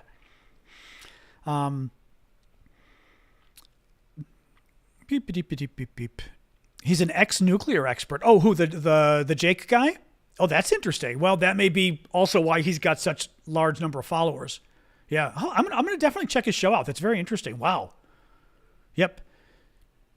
Patient auctions. I would love him to help promote. I mean, the thing is, I always feel bad because, well, I've got a lot of TikTok people, but it's always kind of weird. Like, you don't really want to ask people for help promoting you when they're so big because you can't return the favor. You know what I mean? Like, if I had the same size YouTube account, then I'd be like, hey, can we promote each other? But my YouTube account is 17,000. It's nothing compared to his. Now, my TikTok account is very big, so happy to help him there if I can, you know, or somebody of his stature. But it's kind of a weird thing. Like, you don't really want to ask for help unless you can help. Okay, I don't. Some people don't mind asking for help, of course. I don't want to ask unless I feel like I can return the favor if somebody's big, you know. I did see that. Yeah, I wasn't really familiar with the story. There was a court case today. What was it? 2 of the guys? I thought 1 today got sentenced for some torture of some African Americans in the South. But I saw the story, and I do not think I'm up on the story, to be honest. So anyway. No, I do need to figure out about growing TikTok. As I said, YouTube, and thank you guys, like I said, for subscribing, because that is going to be a great help. I'm going to keep pushing that on YouTube because I really am worried that someday, if Congress doesn't kill YouTube, YouTube will kill YouTube. They're not going to let me do news. I mean, they've made that clear time and again. They keep pretending like they maybe want news, but they're not sure. But I just can't trust them. If I could, and YouTube, honestly, I've never had problems on YouTube ever. Some people have problems on YouTube. I've never, because I think people doing bad things have problems on YouTube, right? I've never been in trouble with YouTube for anything. I think copyright, yeah, right? I mean, right? Music, they don't like, but otherwise, I've streamed my lives. My lives of the last 2 years, I've been streaming them to TikTok and YouTube simultaneously. TikTok repeatedly bans me and does all their BS. YouTube, not once has there been a problem with YouTube. So anyway, yeah, I may have said the wrong one, but anyway, so I would like to build up YouTube if I can, but let's see, you know, just to be safe. Anyway, no, we'll see. I may start trying to do more videos too. I mean, like YouTube, for example, has the YouTube Shorts. The YouTube Shorts don't really pay. So like, I can't quite figure out if I should be doing the YouTube Shorts or if I should be doing like just YouTube videos. I don't know. It's not, like I said, so much of this is not really clear. We were, anyway. Cyber flashing. What is cyber flashing? Jane said they got their first cyber flashing conviction in the UK today. Or is it like flashing? Cyber? Or something? I guess it could be.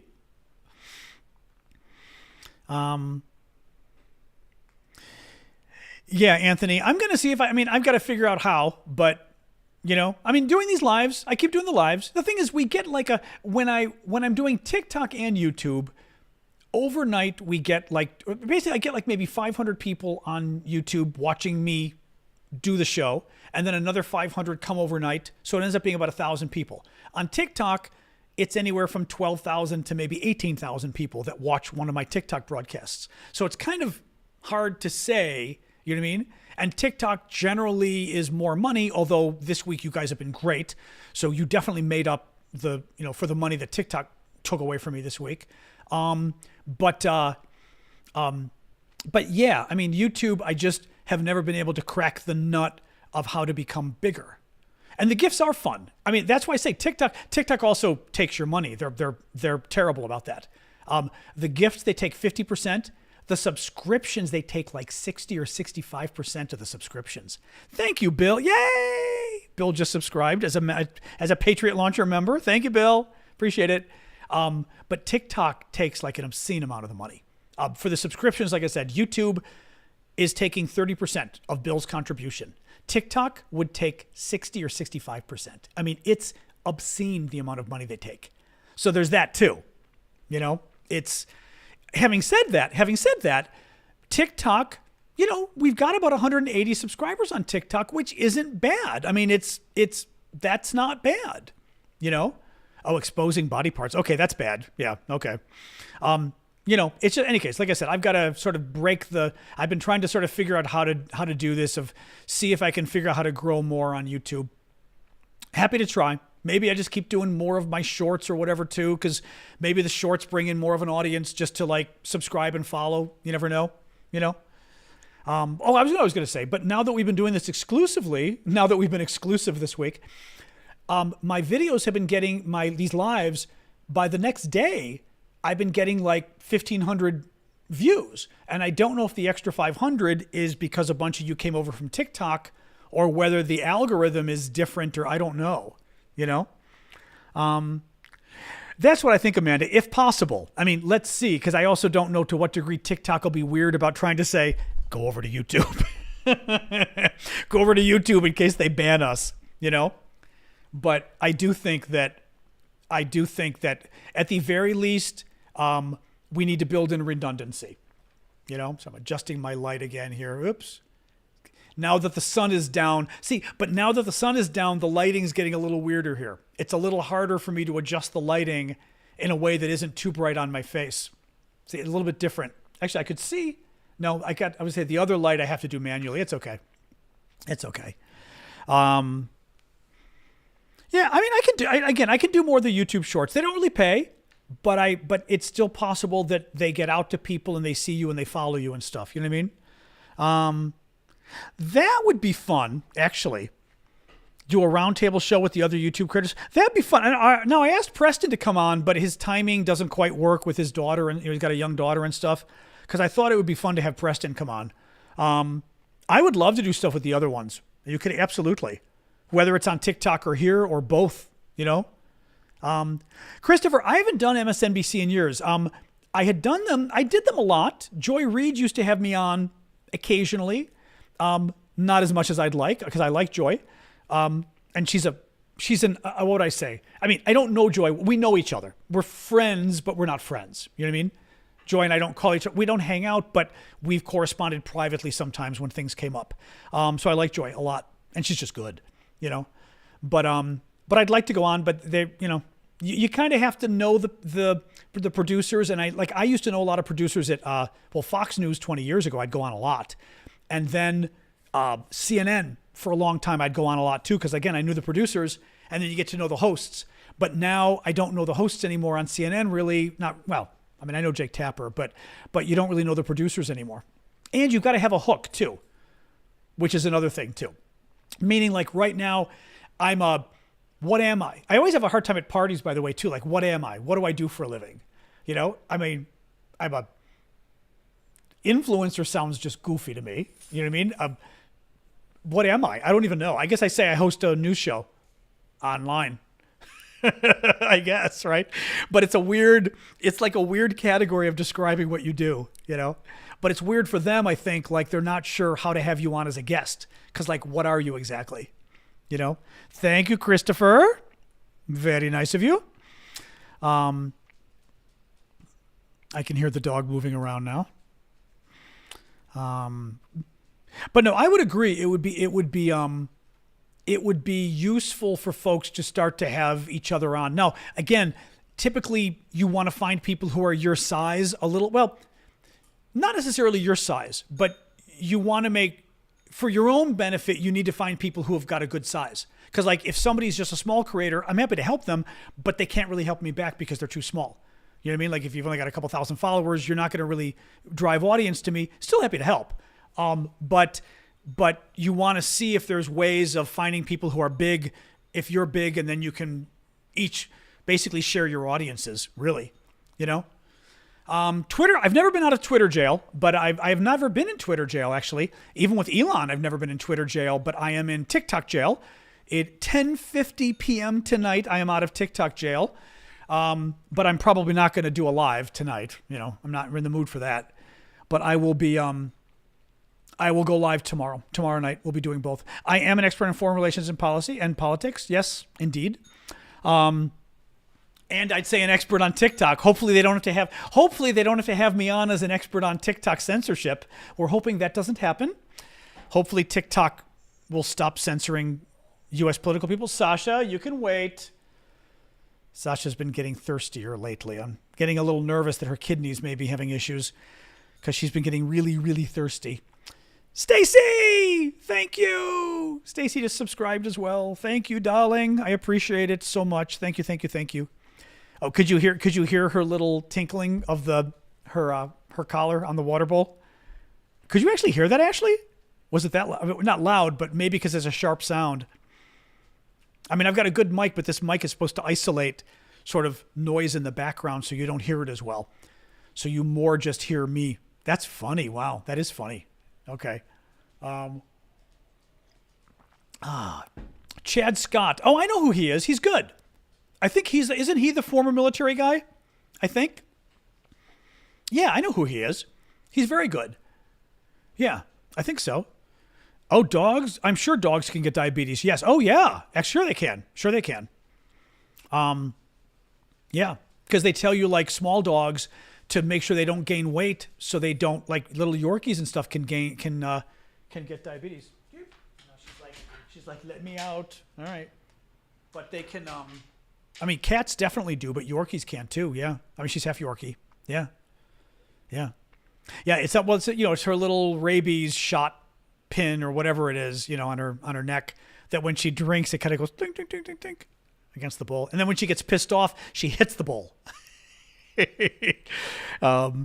Yeah, I've not met too many people with dogs with diabetes. I almost feel like it's more of a cat thing, but they do warn you, like especially for small dogs. And I'm very careful with Sasha's weight for that reason, so she doesn't, she was a little overweight recently, and now she could lose a little more, but she's in pretty good set. And can I just say too, I've lost a lot of weight too. I've been so pissed off. I had weight for a while that I wasn't able to drop, and I'm down. I mean, from its worst, because you may be like, you may not notice the difference. From its worst, I'm down almost 13 pounds from its worst.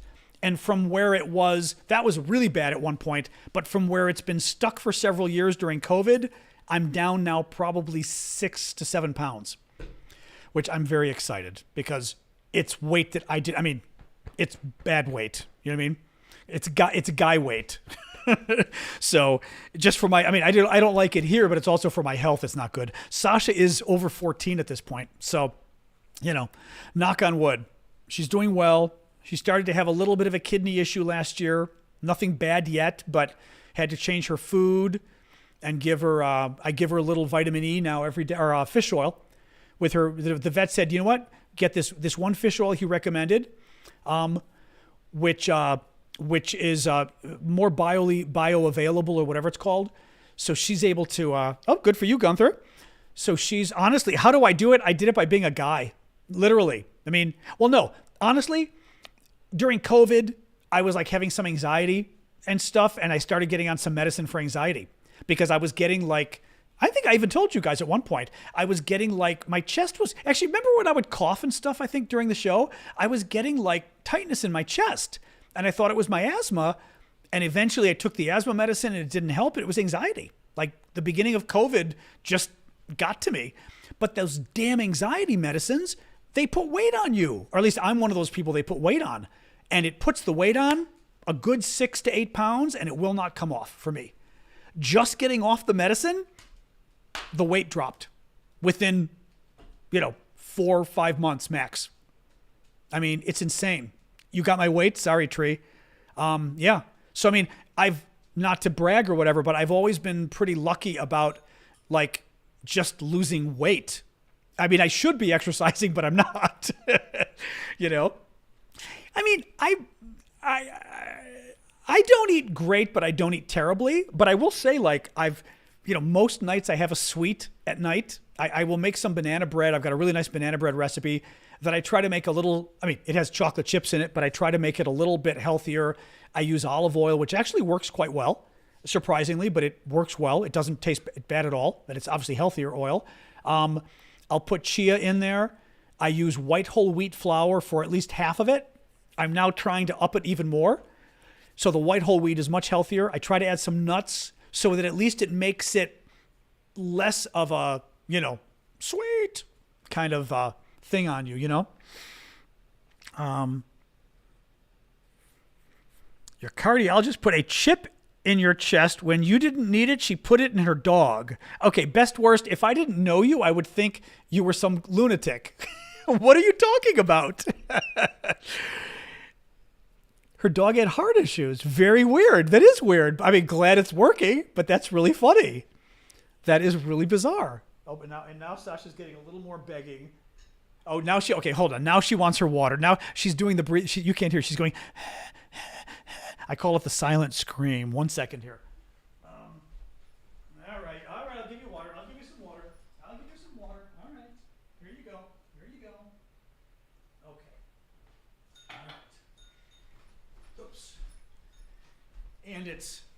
And it's getting close to her. Or it is her teeth brushing time. So I think she knows because she likes the doggy toothpaste, and then she gets a greenie afterwards. So she definitely likes that. So. Oh, you're lucky, Christopher, that you only had to use a dropper of medicine. You didn't have to do actual insulin shots or anything for your dog. That's good. I mean, with diabetes, because I know people with cats that have had to, do insulin shots. A dog would be bad enough because I would feel guilty, but a cat would kill you. My friends in France once, their cat had asthma or something, and they literally, I was going to kill them. They had a nebulizer to literally put on the cat's face and it was using the same albuterol or one of the drugs that I was using for my asthma. And the same, you put it on the cat's face and you go, pfft. You can imagine the numbers of times the cat let me do that in a month. Once. I did it once, and the cat never came out for a month. I mean, it was ridiculous. Will Sasha have formal wear for election night? That would be very funny. If we can find any online, she will. She's a size extra small, so I will say that. Smalls typically don't fit her, but if we can find formal wear, I've never looked for formal wear. That's a great idea. Let me look. I'll have to see. I've never looked for that.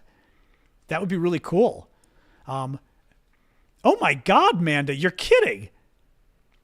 You lost 157 pounds? Oh my God. Wow.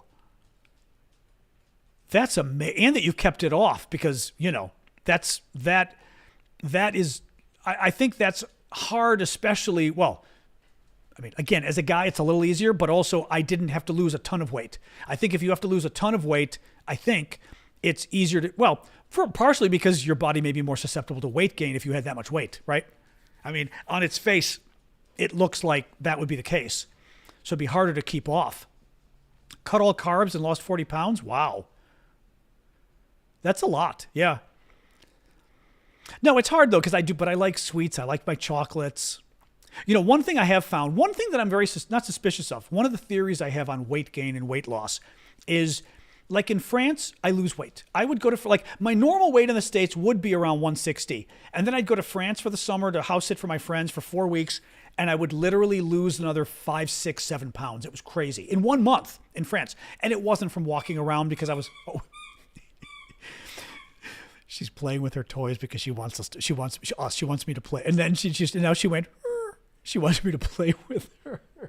I do see you, but we're going to end. This has been going on for a while. We will end shortly. All right. We will end shortly. There we go. We'll show everybody. This is the scene behind me. She was squeaking the toy, dropped it, and now was staring at me from behind, trying to get me. That is the pig, yes. She was trying to get my attention. And then did the that's okay, hi. And then gave me the little pitiful. But I was going to say one thing that I am convinced, because the portions are small in France, but they're fattening.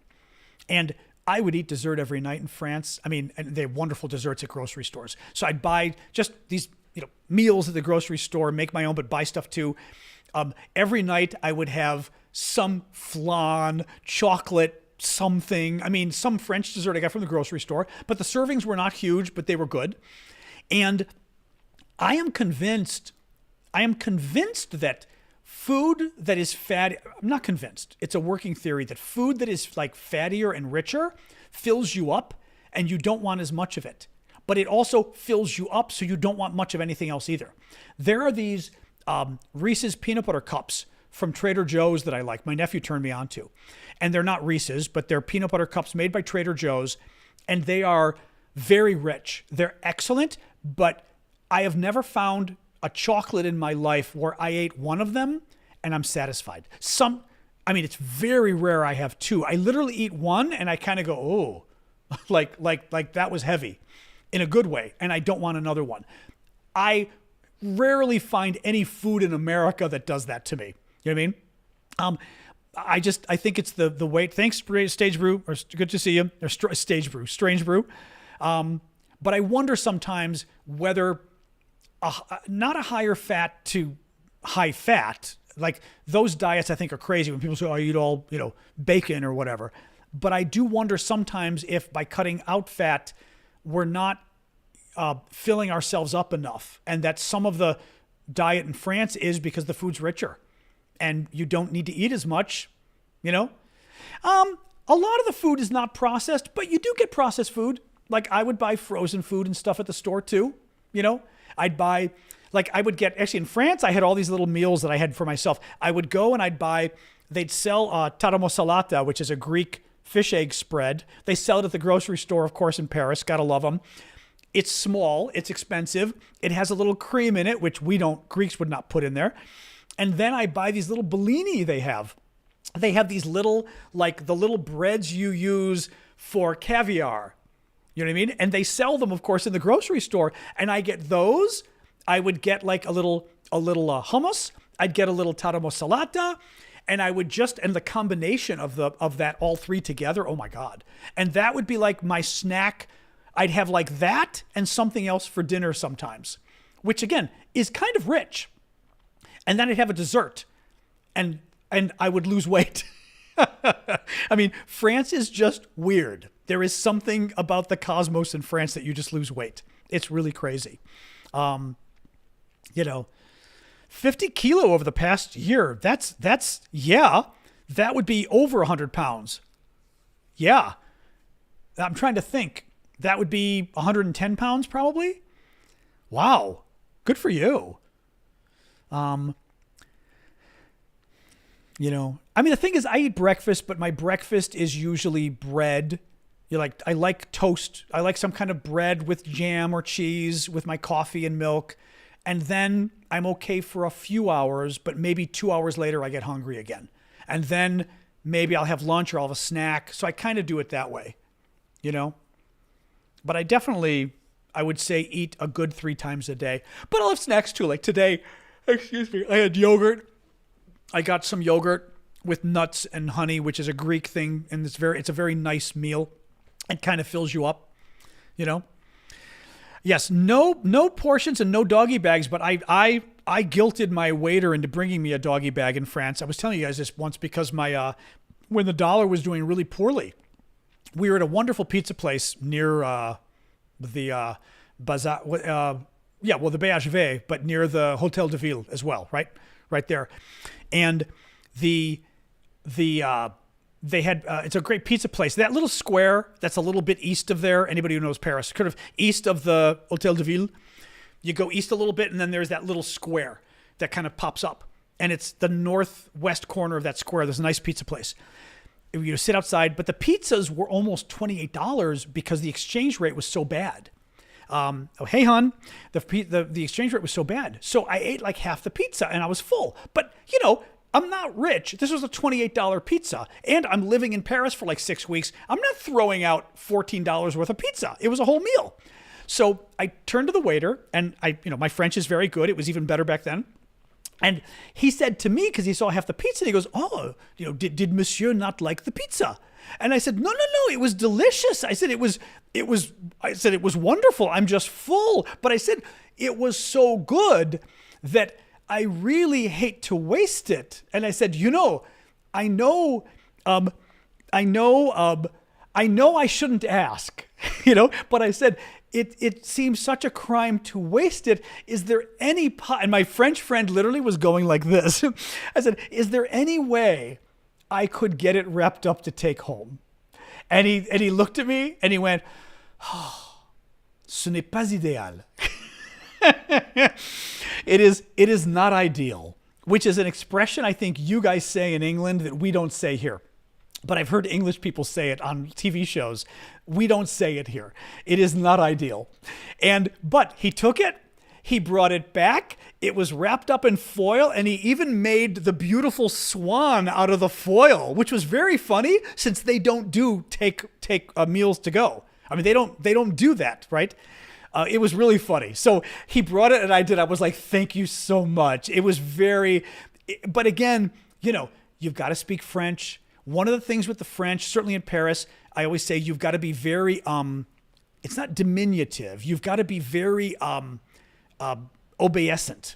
I'm using my big words.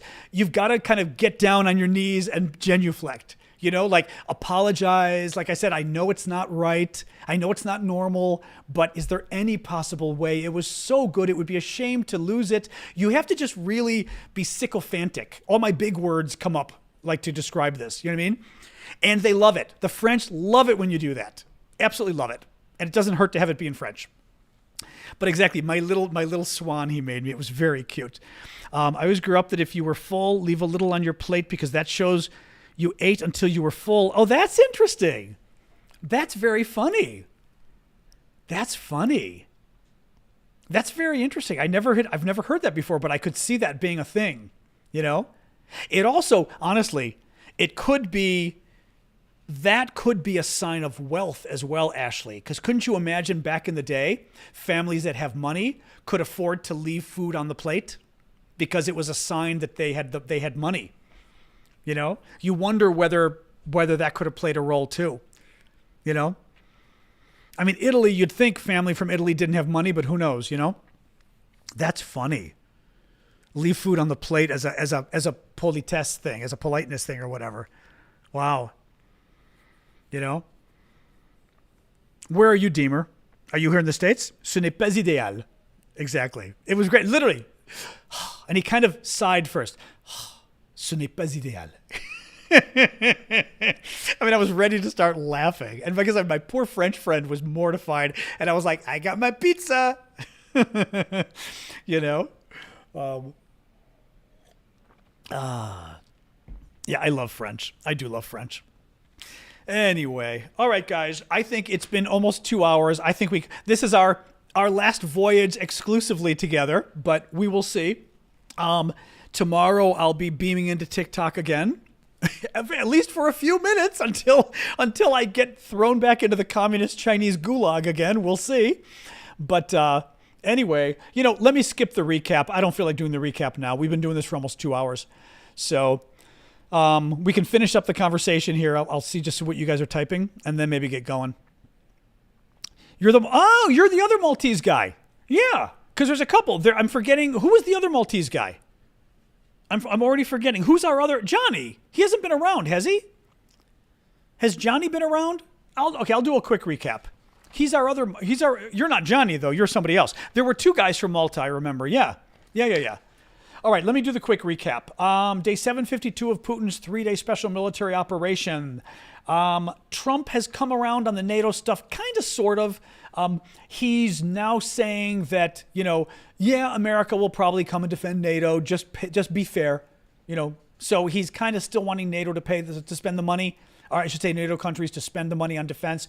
But he sounds like he's backing off a little bit of his anti-NATO rhetoric.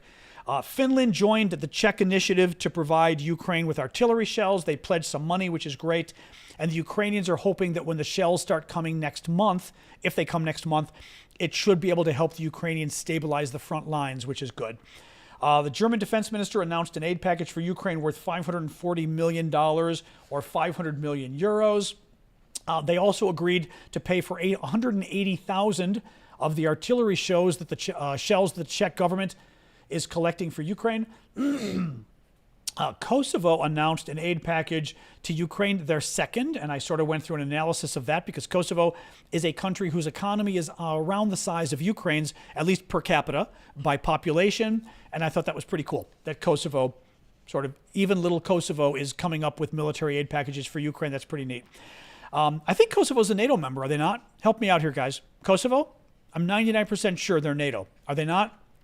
I don't want to get this wrong, so I shouldn't have brought it up, but I'd like to know. Because I'm wondering if that's why they were being helpful too, that they're basically being good NATO allies. I can ask Alexa. Alexa, is Kosovo a member of NATO? Here is an answer from an Alexa Answers contributor that I translated. Not yet. Oh, not yet. Alexa goes, here's an answer from a contributor who translated not yet. Really? Hey, Google, is Kosovo a member of NATO? Sorry, I didn't understand. Hey, Google, is Kosovo a member of NATO? No. Okay. Oh, Google's being stupid. But there's somebody in the former Yugoslavia. Is it Northern Macedonia? Somebody in former Yugoslavia is. I was remembering. That's why I wasn't quite sure. Is it Macedonia or Northern Macedonia? I guess we're supposed to call it, the Greeks. Maybe it's them. But somebody, I want to say somebody is. Not Croatia is one of them? I don't know how to ask this to, Alexa to have it right. I figured you guys would know. Hey, Alexa, is Croatia a member of NATO? She's so freaking stupid lately. Alexa. Okay, Basti is saying yes. So it's Croatia I'm thinking of. How about Macedonia? Alexa, is Macedonia a member of NATO? Here is an answer from an Alexa Answers contributor that I translated. Not yet. Okay, she keeps translating not yet. I don't know what that, it's like she's on stupid loop or something. She keeps going, here's an answer I've translated. Not yet. Okay, anyway, we'd have to see. It's Northern Macedonia. Okay, that's it. Okay. But so Croatia and Northern Macedonia or no? Okay, Albania, Montenegro, and North Macedonia. There we go. Yeah, well, Albania was not Yugoslavia, but it's still very interesting that they're NATO because Albania was its own problem, So Montenegro and North Macedonia. Okay. But Gunther says Albania and Croatia. Okay, you're all disagreeing with each other here. Okay, you're all disagreeing with each other. You're confusing me. North Macedonia is. Okay. And what about Albania and Croatia? Albania, yes, but they're not Yugoslavia. So is it North Macedonia and Croatia then are the two that were former Yugoslavia? No. Croatia since 1995. Okay. So they're the two. Okay, there we go. So Kosovo, not yet. We just defend Kosovo, though. Serbs, be aware. All right, let me finish really quick here. So, one of the anti-Kremlin militias fighting in Russia's Belgorod Oblast claimed that fighting is ongoing in the region and is continuing to take prisoners. They claim they've taken 25 Russian prisoners. Sky News then did a report on Nepalese men. 2,000 Nepalese men volunteered with the Russian army to fight in Ukraine. They went. They said they were treated with dogs. They were starved. They were beaten. And then the Russians sent them as cannon fodder in front of the Russian troops so the Nepalese men would get shot instead of the Russians. Again, Russia. Article on drones in Reuters says that the Ukrainians have now knocked out an estimated 7, or folks said might be as high as 10% of Russia's oil refinery capacity in this first quarter, which is great. And two more stories. Athletes from Russia and Belarus will not be allowed to partake in the opening ceremonies of the Olympics in Paris this summer because of their country's invasions of Ukraine. And, well, Belarus didn't invade Ukraine, but Belarus is assisting Russia in the war. And Reuters finally did an interesting story on those Ukrainian kids who were kidnapped by the Russians and then they tried to brainwash them into becoming Russians, and how one of them, who was the poster child for the Russians, they would make him do videos and everything, was actually a Ukrainian teenager who said that he was threatened with beatings and things if he didn't kind of stick to his talking points in the videos. And the Russians literally took a kid and used him as a propaganda tool to show why it was okay for them to kidnap Ukrainian children and try to brainwash them into thinking they were Russians. Really sick stuff. Anyway. All right, guys, it is 8 o'clock. It's been 2 hours. Thank you so much, everybody. Very generous of you. Again, the subscribers, but also the gifts. I really very much appreciate it, guys. You've given me hope here that I can afford to keep doing this. So thank you. I will keep trying to find ways of doing more stuff on TikTok. Maybe I'll even, I don't know. Let me see. I've got to do some TikTok videos. I mean, on TikTok, I'll try to do a few more videos on TikTok and YouTube as well. just for you guys too, just for the members only. Because I can do that on those services. So I'll try to do that occasionally as well for you. But anyway, we got the Saturday show. You know that. It's only Tuesday, so no big deal there. There you go. All right. Have a good night, guys. I'm going to sign off. The dog is still so pathetic. Hold on. I'm going to get one last picture of her. It's so pathetic. She's literally like laying down below me or behind me now, waiting. So there we go. She decided to sleep on the carpet behind me, waiting for me to finish. So funny. Oh, she knows how to make me feel guilty. She's very good at it. So, all right, everybody. Thank you all so much. Mods, thank you. I know the moderators you've had kind of a vacation this week. So, long form YouTube videos. Yeah, I may. I'm not sure what to talk about, but let's see. I'll see if I can find stuff that, because I'm so used to doing like 2 to 5 minutes on TikTok. I'm not sure what longer videos would be like on YouTube. I don't know. We'll see. Maybe I'll start doing it, and if I start doing it, it'll give me a little more of a sense of what's going on. I know the map was there. The map's behind me. Anyway, all right, guys. Yeah, if you get more ideas for stuff I can do on YouTube, let me know.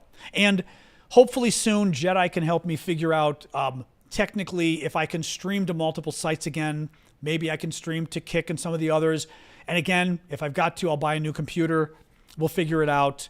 But, we'll make it work. Anyway, thank you all. Appreciate it very much. I will see you all tomorrow night, 6 o'clock Eastern. And yes, TikTok should be working again tomorrow night as well. So mods, be aware, and everybody else be aware. All right. See you guys then. Thank you so much. Have a good night. I'm going to wait a second so it can catch up. So I'm not shutting it off midstream, but I'm assuming we're probably 5 to 10 seconds delayed as usual here. I usually wait until I see a bunch of goodbyes in the comments because then I know that means it caught up. Oops, she's whining. Oh, yeah, I hear you. Okay, I'm going to go.